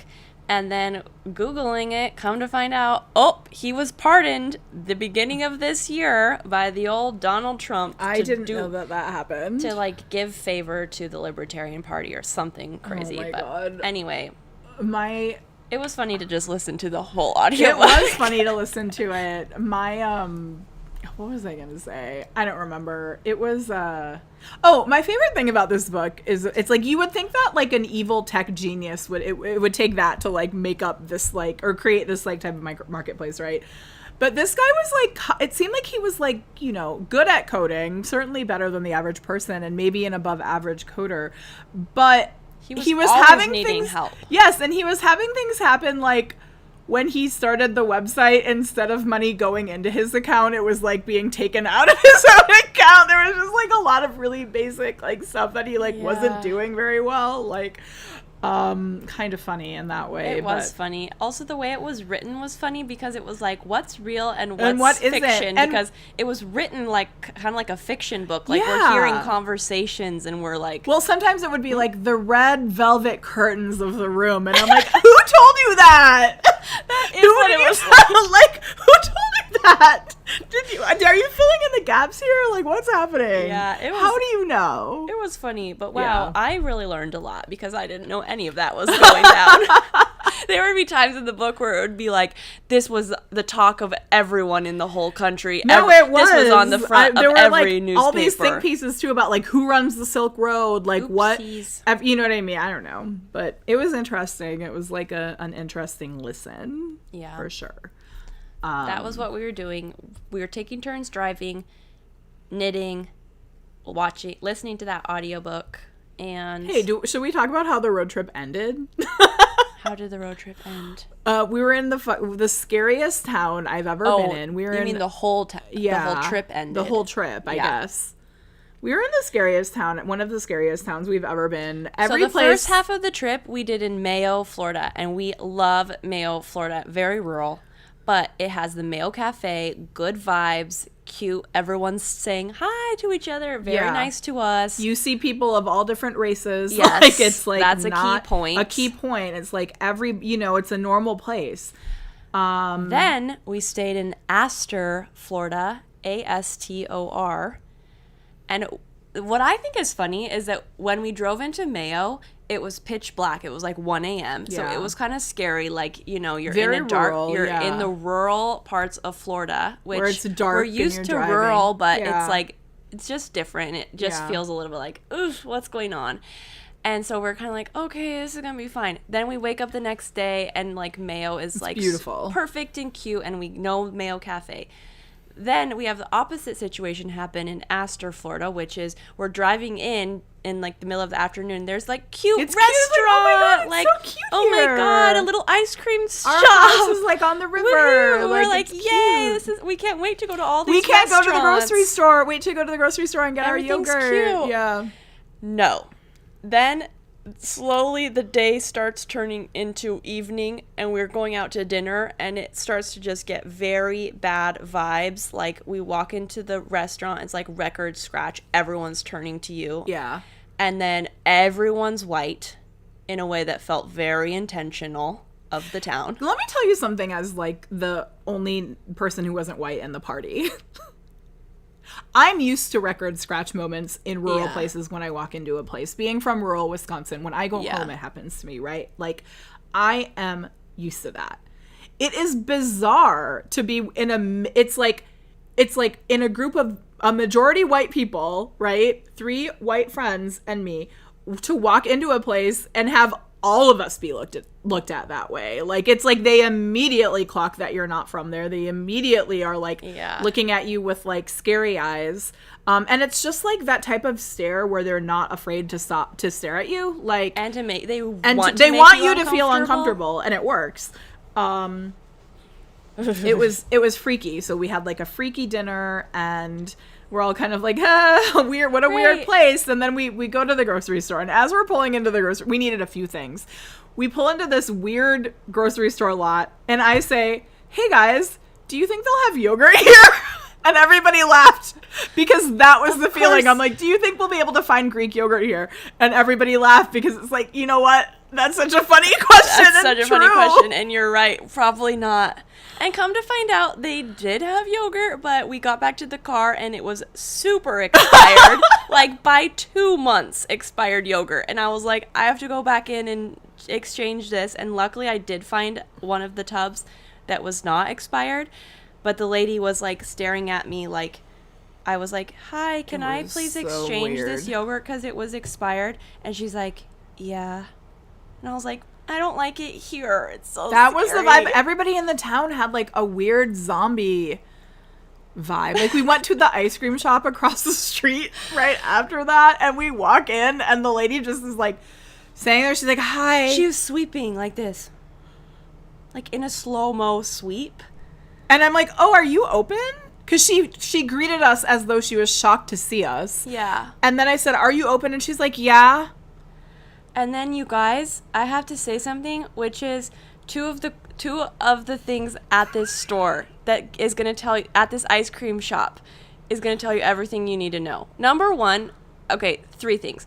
The one being, it looks nothing like an ice cream shop that you're used to. Like, there's So no, like, weird. counter with the things. It's, like, Everything freezers and it's nothing. It's like, if, okay, picture you're junk in an ice cream. everywhere. Picture you're in an ice cream. You're making an ice cream shop from scratch, right? You have the ice cream in front of you, and then you have a station that has all the, like, sprinkles and, like, the toppings. And you have it No. No. There's freezers everywhere. Hidden. 10 freezers everywhere. Sprinkles in 10 different places. It was The second thing is I turn around and on a table there is a crock pot plugged in full of little smokies. There's one lady working in the shop and it's 8 p.m. Like, At the ice cream store, crock pot out by where the customers stand, little smokies. the ice cream store had carpet. There was carpet. a sign. There was a piece of art on the wall that the bottom was covered, and That all was it said, perfect. all it said is, Ice cream, ice cream, you scream, we all scream. and then there's no And then the rest is covered. And Lindy took a picture and said, well, that is exactly how this ice cream entire vibe store of feels. the town was ice cream, you scream, we all scream. We all scream. It was so, it was, You guys- it was scary. I actually haven't, I've been to a lot of places and I've never felt so weird and scared. There in a was place. It was a very very dark-sided, bad, sinister dark-sided, energy. sinister energy in that town. Yeah, so don't recommend Astor, Florida. No, absolutely not. Do recommend the springs, but if you're going to do, we chose Astor because it was 15 minutes from both of the springs that we wanted to visit, and we actually did that as the short leg of our trip because we knew there were only a couple of springs down there that we like regularly go to, right? Specifically chose a place that was 15 minutes away because otherwise you're driving an hour and a half a day, right, to get to the place, Yeah. if you're staying in Ocala or like a nearby town. But next time, if we ever wanted to Just do that, drive the hour and a half. just drive. Or Don't stay in find a Astor. different town, but Find a you different need town. to do That the was such a vibe check weird, first. weird town. So weird Astor, that in Florida, fact do not recommend. we cut our trip short by a whole night because we were like, we do not want to have to figure out another restaurant to go or even pick up food from in this town at night. We feel because weird. it feels It feels horrible. horrible. So let's on our last night, let's make this our last night, get fast food, go back to our Airbnb, and then leave tomorrow morning. And we did. Even the Airbnb, which was cute, and the hosts were very nice. Airbnb.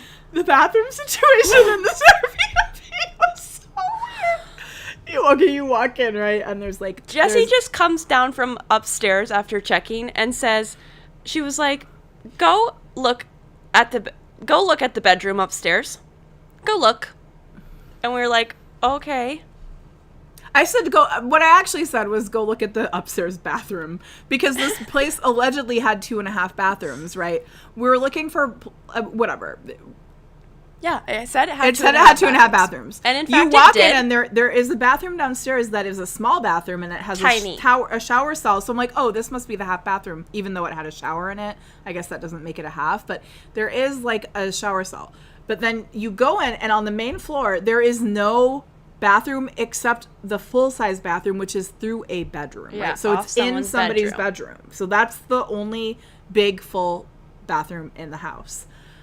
You go upstairs and there are 2 bedrooms, and one of them is going to have a half bathroom, right? One would So assume a big king bed. one would assume that a half bathroom means that you walk into a room and there's a room with a door on it, and then inside that door there is a toilet and a sink. You would be wrong if you were to assume that. as we did. You walk into the king-size bed room. There is a big king-size bed. There is a sink just facing the bed, which I have seen that before. Sometimes I like that because it's like, oh, that's nice. If someone's using like the toilet situation, you can just sink. Okay. Also facing the bed without a door is a toilet. Without a door. And by facing the bed, two feet away from the bed is a toilet. Why wouldn't they just cover that? Why? Okay, here's my question. Oh my God. Why are they putting the king bed in the room that the only thing you would do in that toilet is pee at night? Like, you don't want to do anything else in that toilet at night. Like, why would you put the king bed in that room? That means that if two people are sleeping in there, one of them is peeing in front of the other.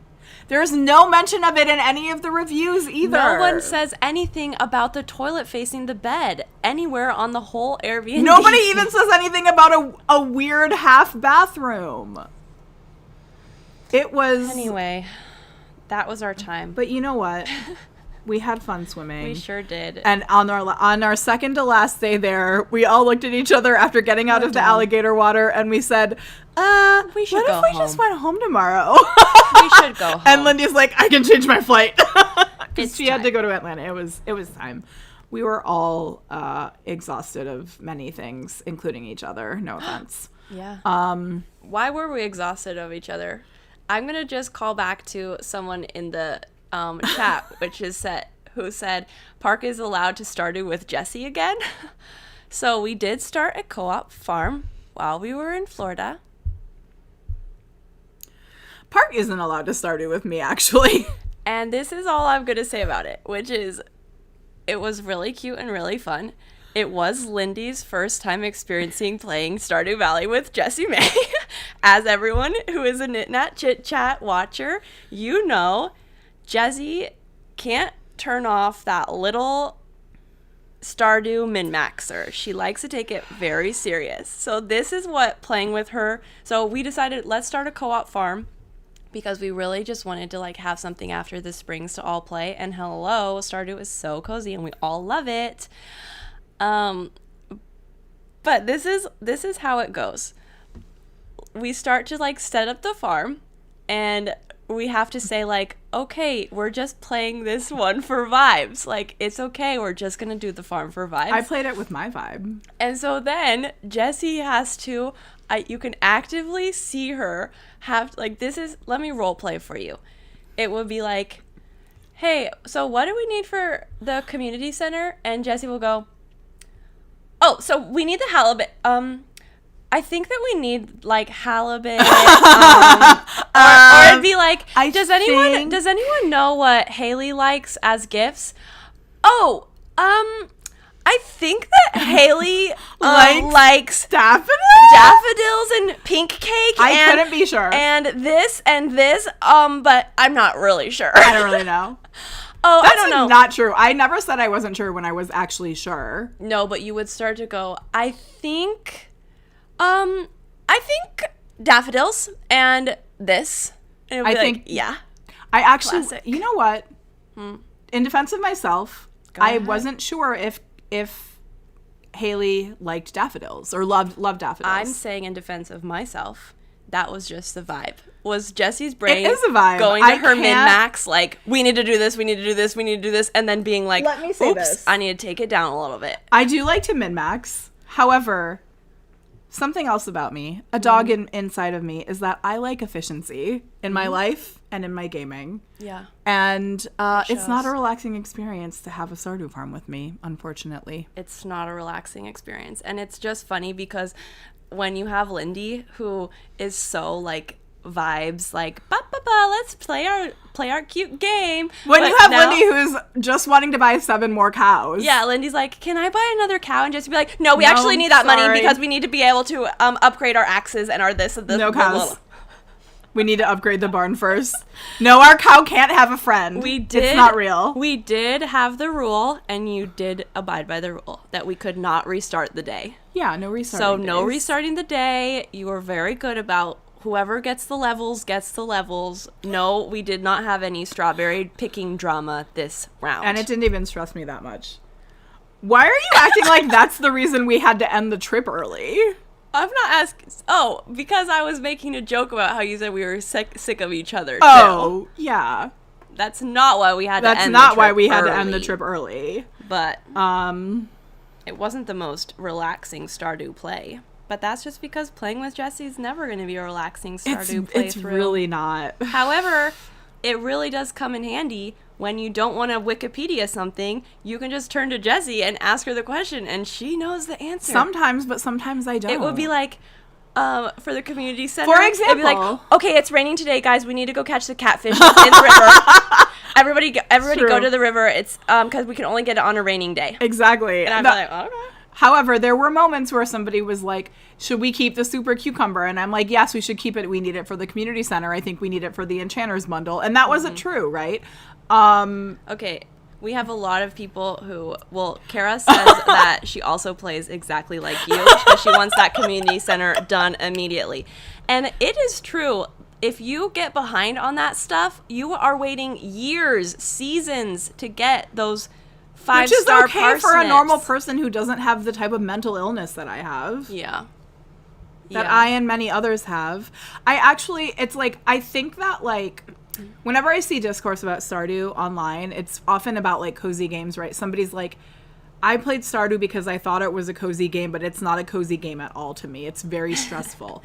And for me, I would say, I don't think that Stardew's a cozy game. I do find it to be stressful. And the way that I manage that stress as an eldest daughter is by handling all of the things that need to be done. Okay? Yeah, it's true. And that's what I do. I do everything and I do it efficiently. I'm happy that... And I'm not, let me tell you something I'm not. I'm not a team sports girly. No. I figure skated growing up. If something's not being done to my standard, I make it known. I like that Skittles Fiend 1990 has said what I said, which is that you should do a speedrun Stardew. We were just talking about this because Park walks into the apartment, and of course I have like a Stardew streamer on my screen because it's relaxing to me to watch that. It is relaxing to me to watch other people play it.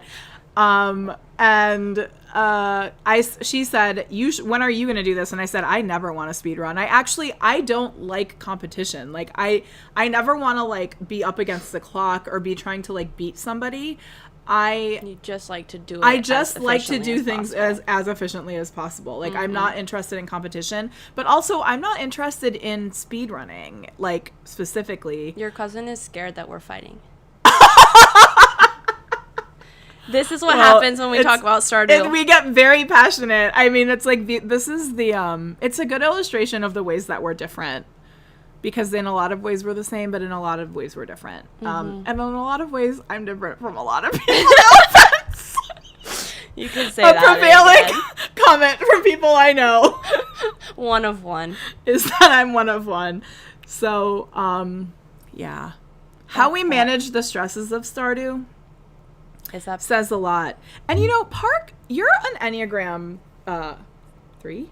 Mm-hmm. A 3, and you're an achiever. And so there are certain ways that it's like that it surprises me that, but you go to games, maybe you go to the game for fun. You don't. I think that as you're the eldest daughter, I'm the middle child who knows when to turn it on and when I need to just say, we gotta just do vibes. We gotta feel it out, and I'm not gonna yell at that person right now. Samantha Gilmore is asking, number one commenter, thank you, Samantha, have I ever modded Stardew on PC? I would spiral. No, and I actually am not interested in modding. I don't want to be a snob, but there's something about modding the game. What is modding the game? You change it. You can do little add-ons, so there's like added features. Like there's an entire like other worlds that people create as part of Stardew. Like building their own? Yeah, building their own dialogue. Like you can date, like there's a mod where you can date, what's his name? Willie? No, Gus? I wish. No, the fucking creepy, nasty Joja Cola guy. Ew. No, there's so many weird mods. Sick. Like, yeah.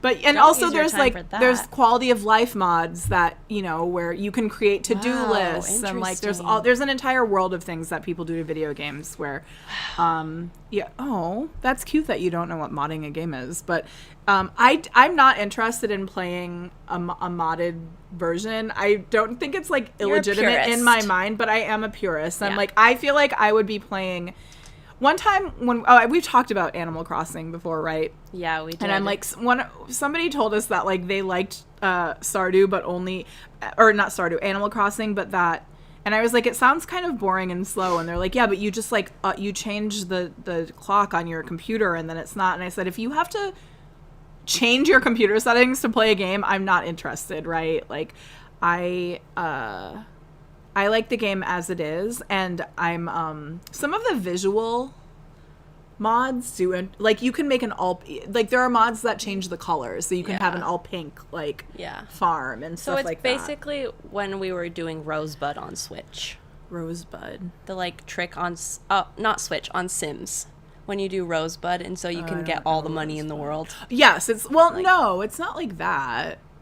It's like building, so they're just building their own little things into Stardew to play how they want to is that play. what Rosebud is? Infinite money? That sounds like Rosebud is like a cheat. Oh, That's it's not like a you cheat. type it isn't, in. A mod isn't a cheat. A mod is like an add-on to the game, or like an alteration to the game that like changes how it looks or how it plays or how So people like just do it, rules. and it's not like a copyright thing. No, I mean, one of the reasons Stardew is so popular is that like Concerned Ape specifically makes it, he wants So it to be you mod know friendly how to mod. because sometimes I would say that at the How point do people know how to mod? at the point that that the video game is 10 years old, the majority of the community are modders and are people who are like playing modded versions. So do they have to know how to code and stuff? Yeah, you have to know how to code. But there are huge communities around, especially games like Skyrim, and games can become much more popular and like viral if they are moddable, because people And then love people doing share that. their People mods, love to and play you the can just mods. play their exactly. mod. Interesting. Exactly. So, Yeah, James says we are in love with Eric Baroni and would never desecrate his creation. It's true. He posted something so funny today on Twitter. Or no, not maybe. I think it was on Twitter. It was like it was somebody.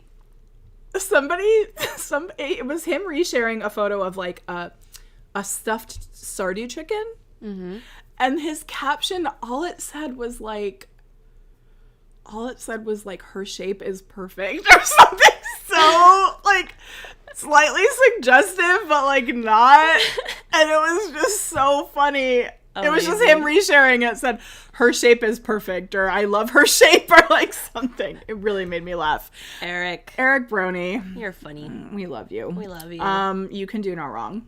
And we can't wait. We also can't wait. Who said that? Kara, we can't wait for the haunted chocolatier either. We can't. But we must, because it could be years. It's So true. let us wait. Oh, Kirsten Holiday said, all I want to do is date the wizard, but I play on Switch. Yes, there is a date the wizard mod. Nice. I would want to date, if out of the characters that are not dateable, I would want to date Willie or Sandy. Yeah, I would want to date Willie, I think. I love him. He's so nice. Yeah. Festival of Seasons. No, Festival of Seasons is What is that? Or the orchestra. Oh, that Disco I Stitch wish. went It to? was so expensive. Yeah. Oh. The tickets for Chicago were like $90. I can't afford that right now. It's too much for me. Although Disco Stitch did get to meet Eric Baroni after it. I want her to be in the next video game. Yeah, she should be. She should be. She's a great character. She's a great character. Yeah. So that's what we have to say about our beautiful vacation. Now we know it needs to be only 1 week long. And our beautiful Stardew. Yeah. And Only we will one. stay only in Mayo or only near Mayo. And we will just drive the 2.5 hours to each of those other springs on each day because, whew, Astor, Florida, not for me. Not for us. No. Not for any of us. It's you know it's a bad town when your white friends are feeling like they're in danger. Yeah. So Creepy. not good. Creepy. Not good. Okay, let's I just guess do our that's- books really quick. Wait, I want to talk about another video game on the Yeah, topic of good idea. Let's just do our video I games. don't need to do all of them, but I do Yeah. want to talk about the other video game I started. which was Hello Kitty Adventure Island. Yes. I had heard that it was like, you know, a fun game that was like it's slightly more involved than like an Animal Crossing type game, but it's like there's some, you know, RPG aspects. There's like a little bit of an adventure aspect, and I thought it was really cute. So I started it on the vacation, and I was giving it a try. I was really giving it a chance. I was playing it every morning.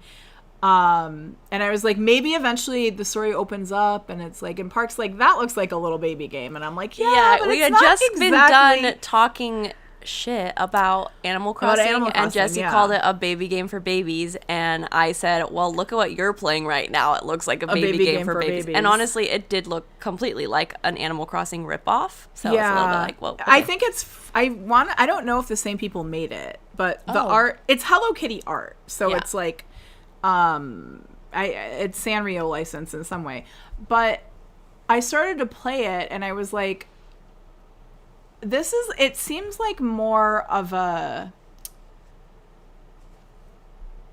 I don't know. There were aspects of it that were a little like an RPG, except it mostly was the worst thing about an RPG, which is fetch quests. Like, all it is characters asking you to go get stuff for them and like resource gathering, but no, you're not building anything meaningful except for friendships with the characters, kind of. And like you're building little cabins and like you're slowly unlocking more of the world, and the world is really cute, but it wasn't for me. I tried it and it wasn't for me. I'm glad that you tried that, because I wouldn't be interested in that No, either. it wasn't for me. I could see, you know who would like love that? I think that like Lindy would enjoy that game, right? Mm-hmm. Like I think it would be relaxing to somebody. Well, it was looking really cute. It's cute. Like, it is, obviously the cute characters. It's cute. The haptic feedback is really nice. Like you picking up like little things and you're collecting things and you're doing cooking, and there is like some of that, but it wasn't for me.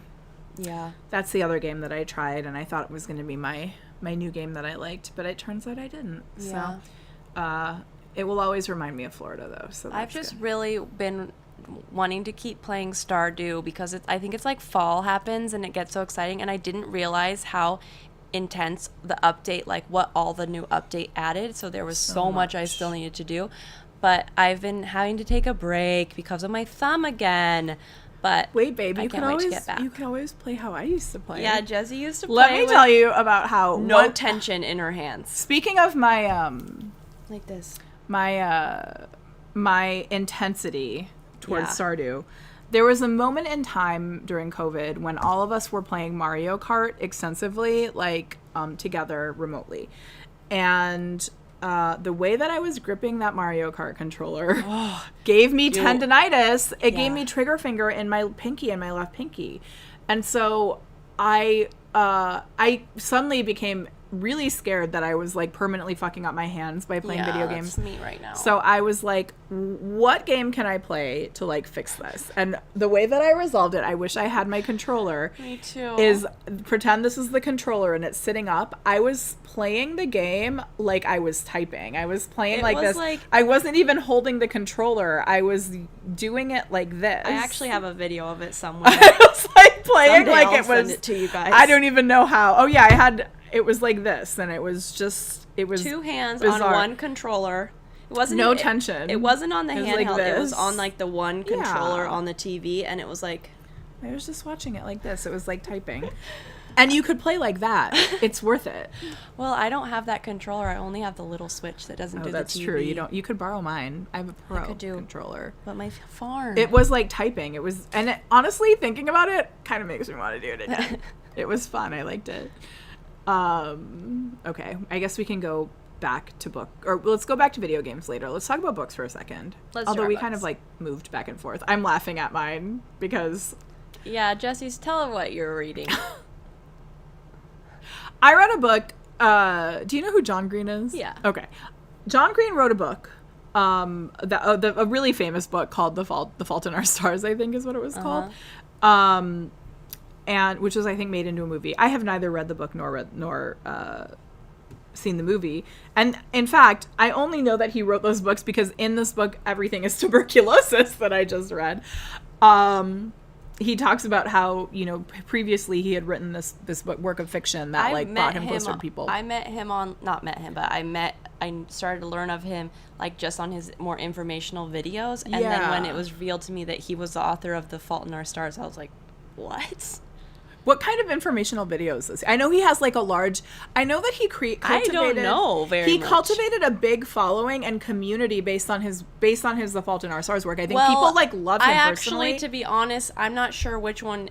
They're brothers. There's John Green and Hank Green. Yeah, and they both do maybe the same stuff. Yeah, probably. So, I don't know. Yeah. Anyway, he wrote this like fiction book that I don't even remember what it's about or know what it's about. I think it's somebody dies. Yeah, there's like a cancer story and somebody dies. And kind of kids, maybe teenagers. Yeah, that makes sense. Maybe like Shailene Woodley was in the movie or something. I haven't seen it, but anyway, huge turn from what he just wrote, which is this book called Everything is Tuberculosis. It's pretty short, but it's about.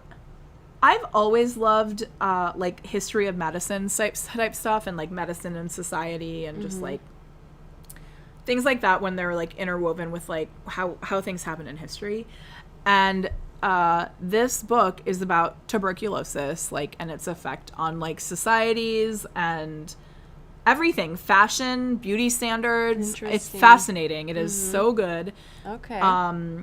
And it reminded me of just like how like in college I took a history of medicine class, and a lot of it was like reminding me of how much I love that class and how much I love learning about that kind of stuff. So Everything is Tuberculosis, fascinating, so well written, and he often like ties it back to like, he's like, if you had told me 10 years ago that for the next 10 years of he's like, after I had like finished this book or this book got really famous, that for the next 10 years of my life I was just going to become obsessed with tuberculosis, I would have been like, what is wrong with you? That would never happen. But fascinating, really good book. And then I finished the book, and then in the sources of the book was listed a bunch of books that sounded really interesting because, like I said, they talked about tuberculosis in fashion. Like, did you know that like tuberculosis is a lot of the reason that like being white, having rosy cheeks, and being really thin is like still fashionable to this day? It's based on like wasting that was happening to everybody who had tuberculosis, right? Wow. So it just like it you know, it's interesting. But some of the books that were referenced in those, there's one about like that I want to read soon. I didn't write it down, unfortunately, about how like the interplay of fashion and epidemics like in history. But I started right after Everything is Tuberculosis, a book called Epidemics in Society that just like kind of starts from so long ago and talks about many different epidemics and you know, the ways that they like shape societies and history, and that's always been fascinating to me. So that's some lightweight light reading that I've been doing. That's so funny. Yeah. Okay, what have I been reading? On our Florida trip, I finished The Lost Daughter, even though I forgot my book at home. It was so horrible. Sad. So sad. I was reading the night before, after our Knat Chit Chat. I read a little bit to try to go to sleep. And then at 4 a.m, I forgot to grab my book, of course, which made me really, really, really sad. But I checked it out from the library on my phone, and I did something which I never do, which was read on my phone before bed. Ew. Horrible. That is not very Park-like. No, I don't like to see Park do something like that. I hate doing that. Yeah. But I really, really wanted to finish this book, and it was like the perfect vibe for it. It was the one I was talking about last time, The Lost Daughter by Elena Ferrante. And it was so good. Something about her writing, it's like, I can't even describe it. It's just like kind of like dreamy or just like weird, and there's not really like a plot, but you're just really fascinated by the characters. I don't know. Loved it. Then I read this one. Is that the last one in the series? So that's not in the series. It's one separate. It's not in her My Brilliant Friend series, but it's like one of her little shorter novels. Okay. And it was just made into a movie a couple years ago with Olivia Colman in it. Okay. The movie was very good. Then I read this, which was on my list. My brother's girlfriend recommended it to me because she knows I like weird books. And this one was certainly weird. It kind of gave me a little bit of bunny vibe. Yeah. It's called Other People's Clothes by Kala Henkel. And you know what? I did like it, but I did not love it. I would say I would probably give it like a 6.5 out of 10. And this is why. Because I was thinking about it. I was like, why? It's very interesting. I did enjoy reading it. But it kind of felt to me like it was like a cool girl writing a book. Do you know what I'm saying? Like where it's like so it takes place in Berlin, and it's like that kind of sets it up for that, which is like I don't know. I just felt a little too aware of the author writing this like cool girl, cool book, if that makes sense. So it was only kind of okay for me. I am thinking about this tweet that I saw that like was like, I'm not saying that's exactly this, but I feel like it's related. It's like a personality a lot of people like to have right now is glamorous philosopher, and some of you are just very dumb. It really made me laugh. That is funny. That type of vibe. Yeah, there was just something about and the author is an artist, and that was like it was definitely just not really for me. It was kind of like just a little bit, I don't know if vapid is the right word, but there was just something that was like, it's too self-conscious. I'm cool. Yeah, it has the thing that always makes me cringe, which is like when somebody on TV knows that they're on TV, and you can tell that they're doing the thing that they should be doing on TV. That is what it felt like. When you're like an influencer or something, and you think, you know what I mean? Like you're doing a thing that you think that you should be doing, but it's like you can see the person seeing themselves like outside. We're too aware, and you can see it being made, and you can see what they're doing, and it's embarrassing. You feel like you shouldn't be a witness to that part of somebody's mind, right? And it was hard because it was still good. Like I understand why people like the book. I'm sure this person is brilliant and like an amazing really writer. good, but that was what was just making I was like, I'm feeling too aware of your laying out of this and how to like write your things well. Yeah.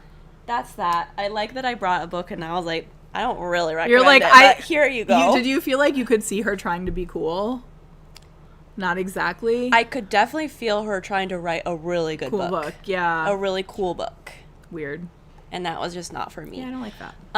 I didn't bring this book, which I'm sad. I should have put it on my prop list. But the book that I'm now reading, because I did just finish that one, is very special because Maya and I, famous Maya, in this we talk about all the time on Knit, Knat, Chit Chat. I don't know. Maya, are you here? If you are, you probably are not chatting because you're sewing. But Maya and I are now on year 4 of our what we call our Manny season book club. Manny is her little skeleton that she brings out during October, Halloween time. She does be bringing that out. And I'll say that much. She puts it out of the car window and she says, hello! And it was when she was a teacher, the kids all fell in love with Manny and they wanted to like bring him home. And then I think she had to like keep one Manny in the classroom, and then she got herself her own Manny because he was so loved. So anyway, it's our Halloween scary book club, and it is a book club of 2 people. It came about because I was reading a book 4 years ago called My Best Friend's Exorcism, and that was 4 years ago? Yeah. Babe, no. Time is going so long. It made my stomach drop after reading it at night, like one night, and I was like, I need someone else to read this with me, and Maya's the perfect person for that. So we started our joint scary book club. And the first book of this season is called The Eyes Are the Best Part by Monica Kim. And so far, I'm really liking it. That is scary. Yeah, I think it's going to get scary. The eyes are the best part. I don't want to think about eyes as a part. Ooh. Yeah, the cover has like this big eye and like held up by... Is that about eating the eye? But I don't know what else it's going to mean. We'll see. Yum. Anyway. Books club. Books. Oh yeah. What are you going to say about that? Well, we got galley copies of our friend Lindy's book that's not coming out until next year. March. But look at this cover. Oh. Have you ever seen anything like it? Isn't her. it She is so glorious. cool? It looks like Beverly Cleary Ramona. Ramona Beasley, age 8. Let's look at the chapter titles, shall we? Wait, did you I got that get this version? Sorry, you guys, to scream, but I Jessie got something. I thought I didn't even look. I opened When it, did but I that didn't. one come? It came like a few days after yours. Okay, so I got a version that was not the final, none of them are final version, but I got one that was less of the final version than Jessie did, and Jessie has one that has a very important part in it. Let me see if you have the acknowledgments, because that was the other thing that Lindy said made it. Oh yeah, you have the different version. I have the real version. Oh my god. Not the real version. I think that there's still more that's going to be changed, but this is a close to the final draft, I think, galley copy. That needs to be destroyed at the end. It doesn't need to be destroyed, but you can't ever get rid of it.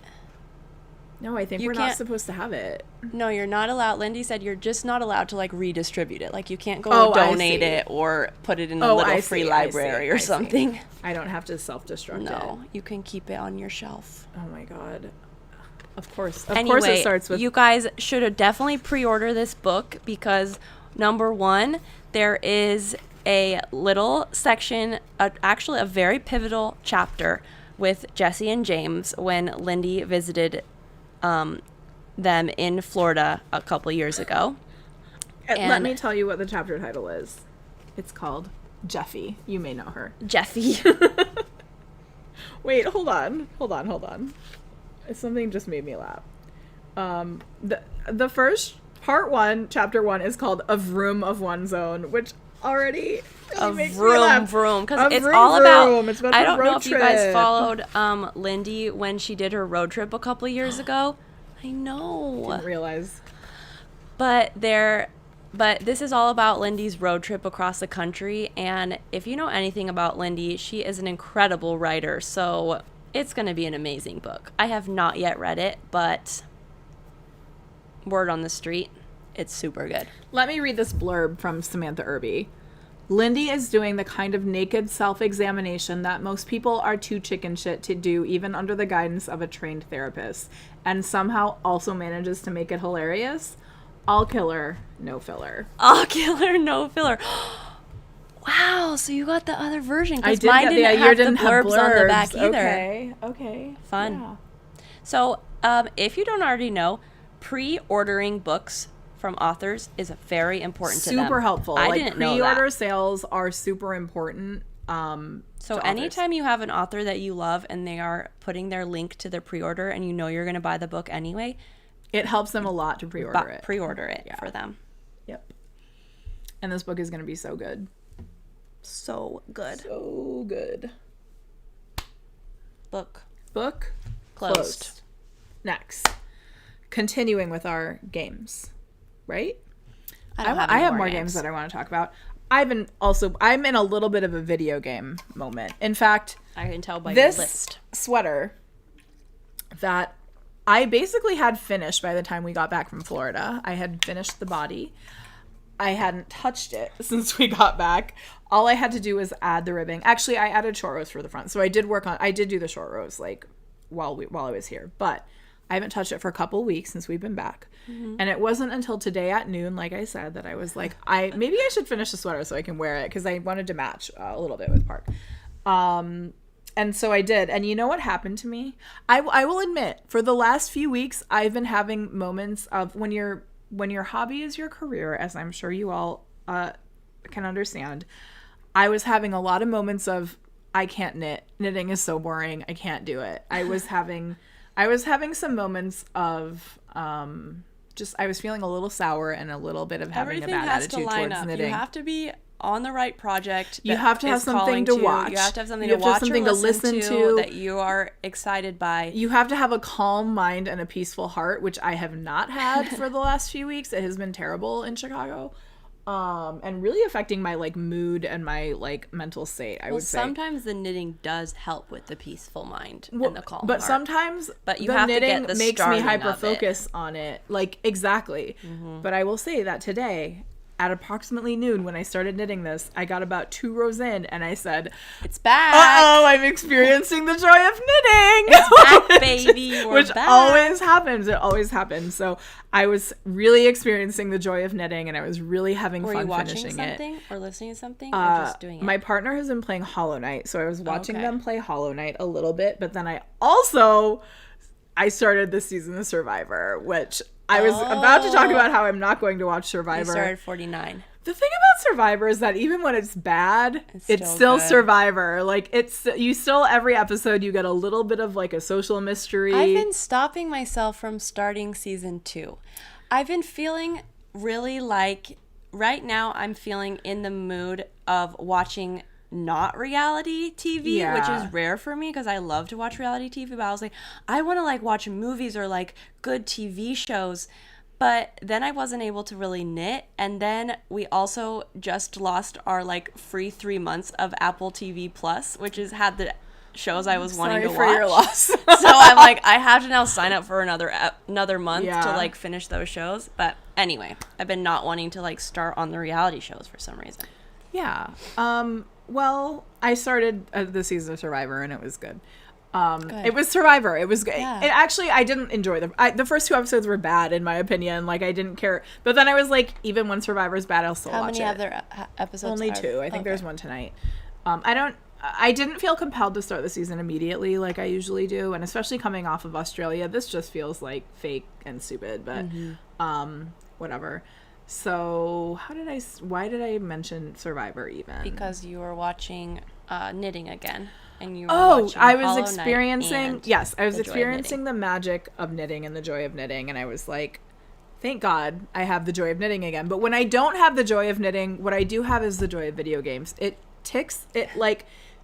occupies the same space in my brain for some reason. Yeah. It's slightly active, right? You have to be engaged with it, but it's like, I don't know. It's Hours can fly. Hours can fly by. Like you get into a little bit of a like trance state. But I have been on a video game kick for the last couple of weeks, and in that kick, playing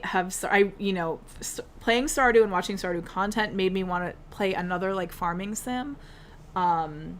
Coral Island is one that people always talk about, and I actually had downloaded it when it was like still in Yeah. beta or something, and I never got into it because I started to play it and I said, this is a wannabe Stardew Valley with slightly different art, and I don't even like the art like as much as Stardew Valley. Why would I play it?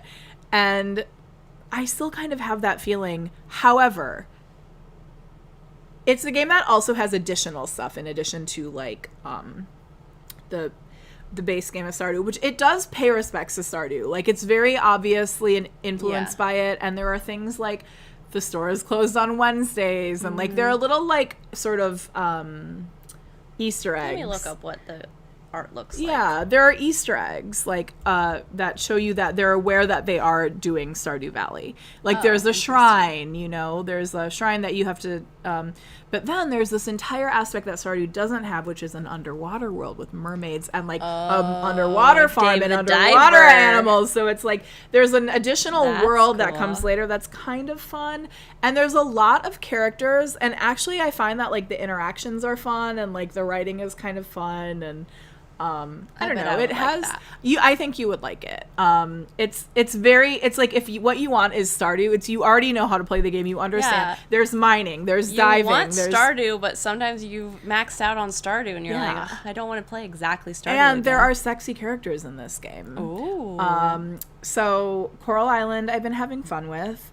And then for when I'm not playing my farming game, I started playing a game called Claire Obscure Expedition 33. I feel like this game has been hyped a lot this year. Claire Obscure. It has the most beautiful music.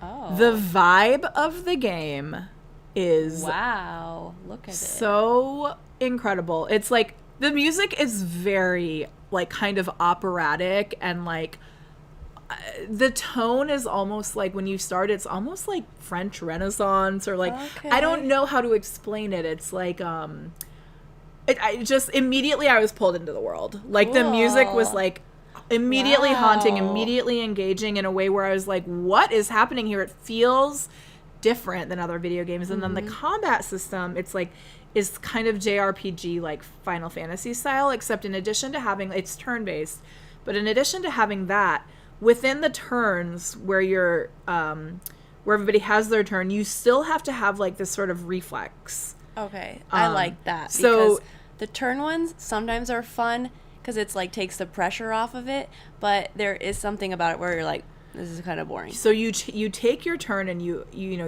have a party, right? You have friends who are with you, but you take your turn, and also one of your party members, Lune, is this like beautiful, like I don't know where she's supposed to be from. She's like Asian. I love when there's a character that I'm kind of like, oh, it's not a white lady, you know what I mean, or like a white guy, character who like has these elemental spells. But anyway, within the turn-based playing, as it's your turn, you have to, when you're doing your attack, like it'll always happen, but if you hit a button at the right time, it makes the attack like twice as strong, cool. right? Or even when you're hitting you're doing your healing spell, you need to know the sequence, like the pattern, in order to like have it be maximally effective. And then the really fun thing is that when you're being attacked, parrying and counterattacking with your parry is super important. So it's like a little bit of a reflex game in that way, where parrying and dodging is like really essential. And the combat is just fun. And I don't even really like fighting in games, but the world and the music are so beautiful, and the story is cool. The story is like you're in this dystopian future, and there's this character called the Painter, who's like this kind of like mythical being who in the world, I don't know the full story yet, but in the world, I think it's like every year they choose like a number, and it's like everybody who was born in that year or who is that age gets like disappeared from the planet or like goes away. And so you're in this like this party of people who's trying to like defeat the Painter and like, you know, fix the world or whatever. And so Samantha, who has now been demoted to number 2, says that her husband's playing and she's having so much fun watching. How would you describe the music?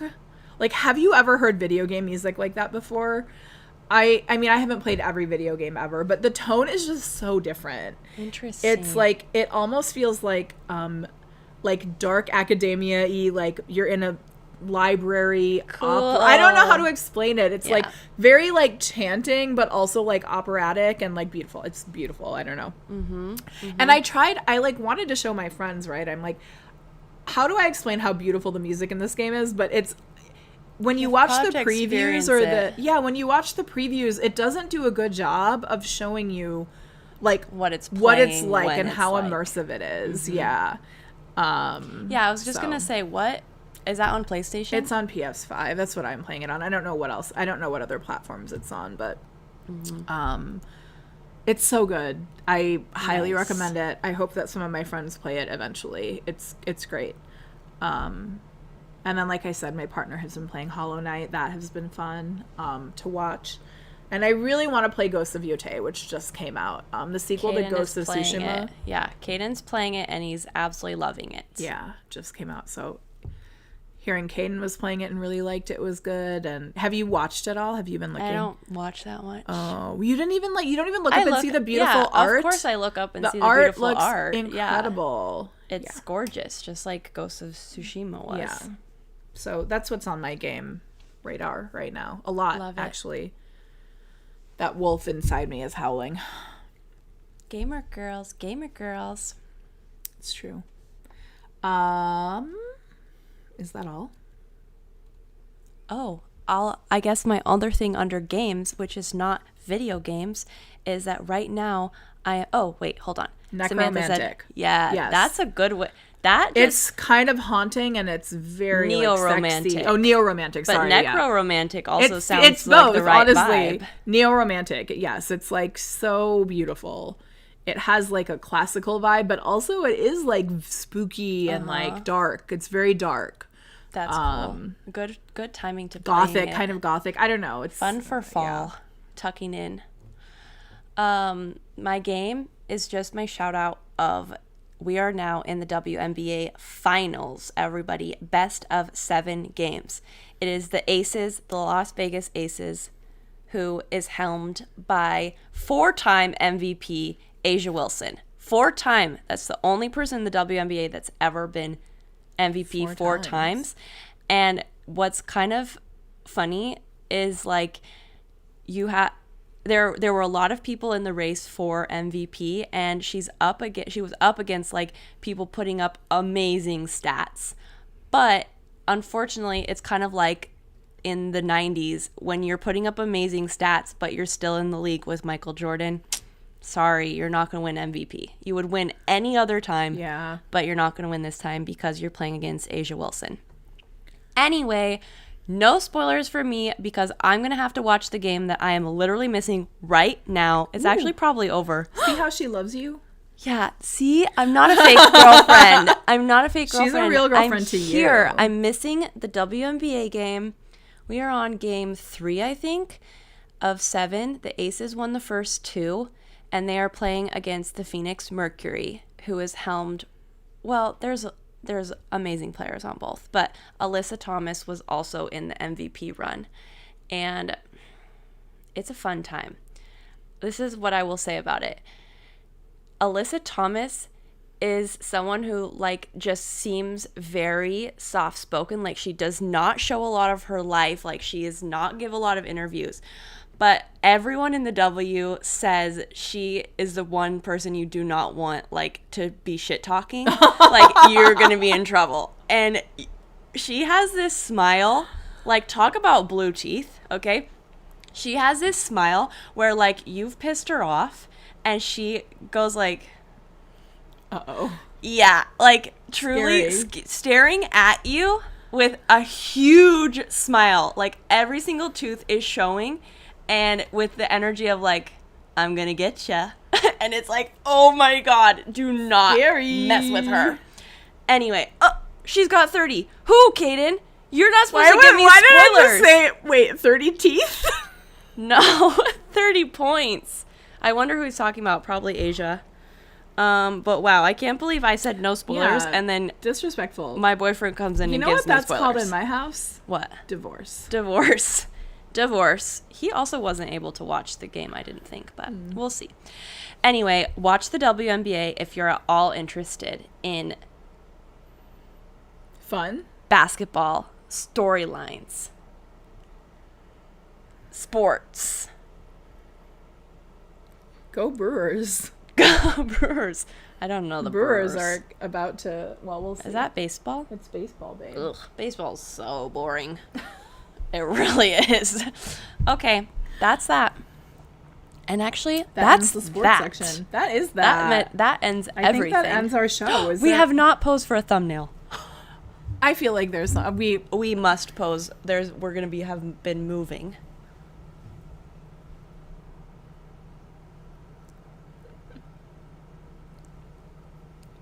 This is such a stupid thing that we do. It's okay. It gives everyone a breather, okay?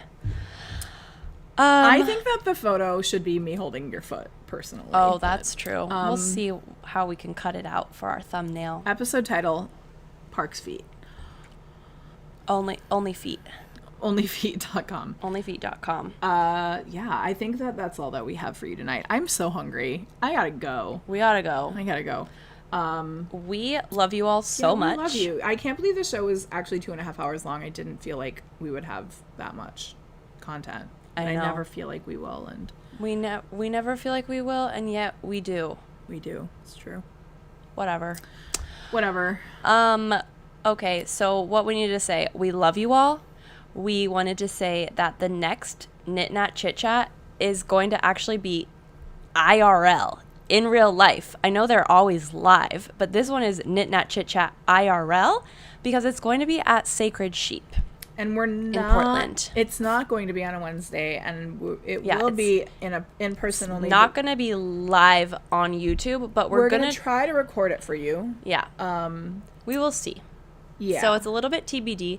However, we are going to do a Knit Sit Sat. Yeah, on Saturday, November 8th at 10:30 in the morning. So this is our more casual, chit-chatty. Chill. It's shorter. I don't think that we even do any of like the official music or anything. It's very just come as you are. Come as you are. We will come as we are. As we are. We love to come as we that are. I will be we will be knitting. Maybe I'll wear my glasses. We actually knit I'll be during that this one. Time. It's fun. And we're just going to chat. We'll be chatting and more responsive to the chat. We really let you guys run that one, basically. Yeah. Whatever you want to ask us, we will answer. Yeah. Okay. Call us on the Chit Chat hotline. But we have gotten so many nice messages. Many nice messages. It feels like a double edge, because a lot of the things we get on the Chit Chat hotline are just people being so nice and nice. Sending the nicest, sweetest messages that are not just complimentary of us, but people who are like, I just moved to a new place and I don't have any friends here, and watching the show makes me feel like I have friends, which makes me want to cry. That's so sweet, nice, and that is how we want you to feel. Yeah, we hope that you feel like that, because we love you. We love you, and we love being here with you. We do. So yeah, you call the Chit Chat hotline if you have anything to say at all. We love to hear your voices. It is so you also can text it, and you can text it. Yeah. So it's kind of funny. Yeah.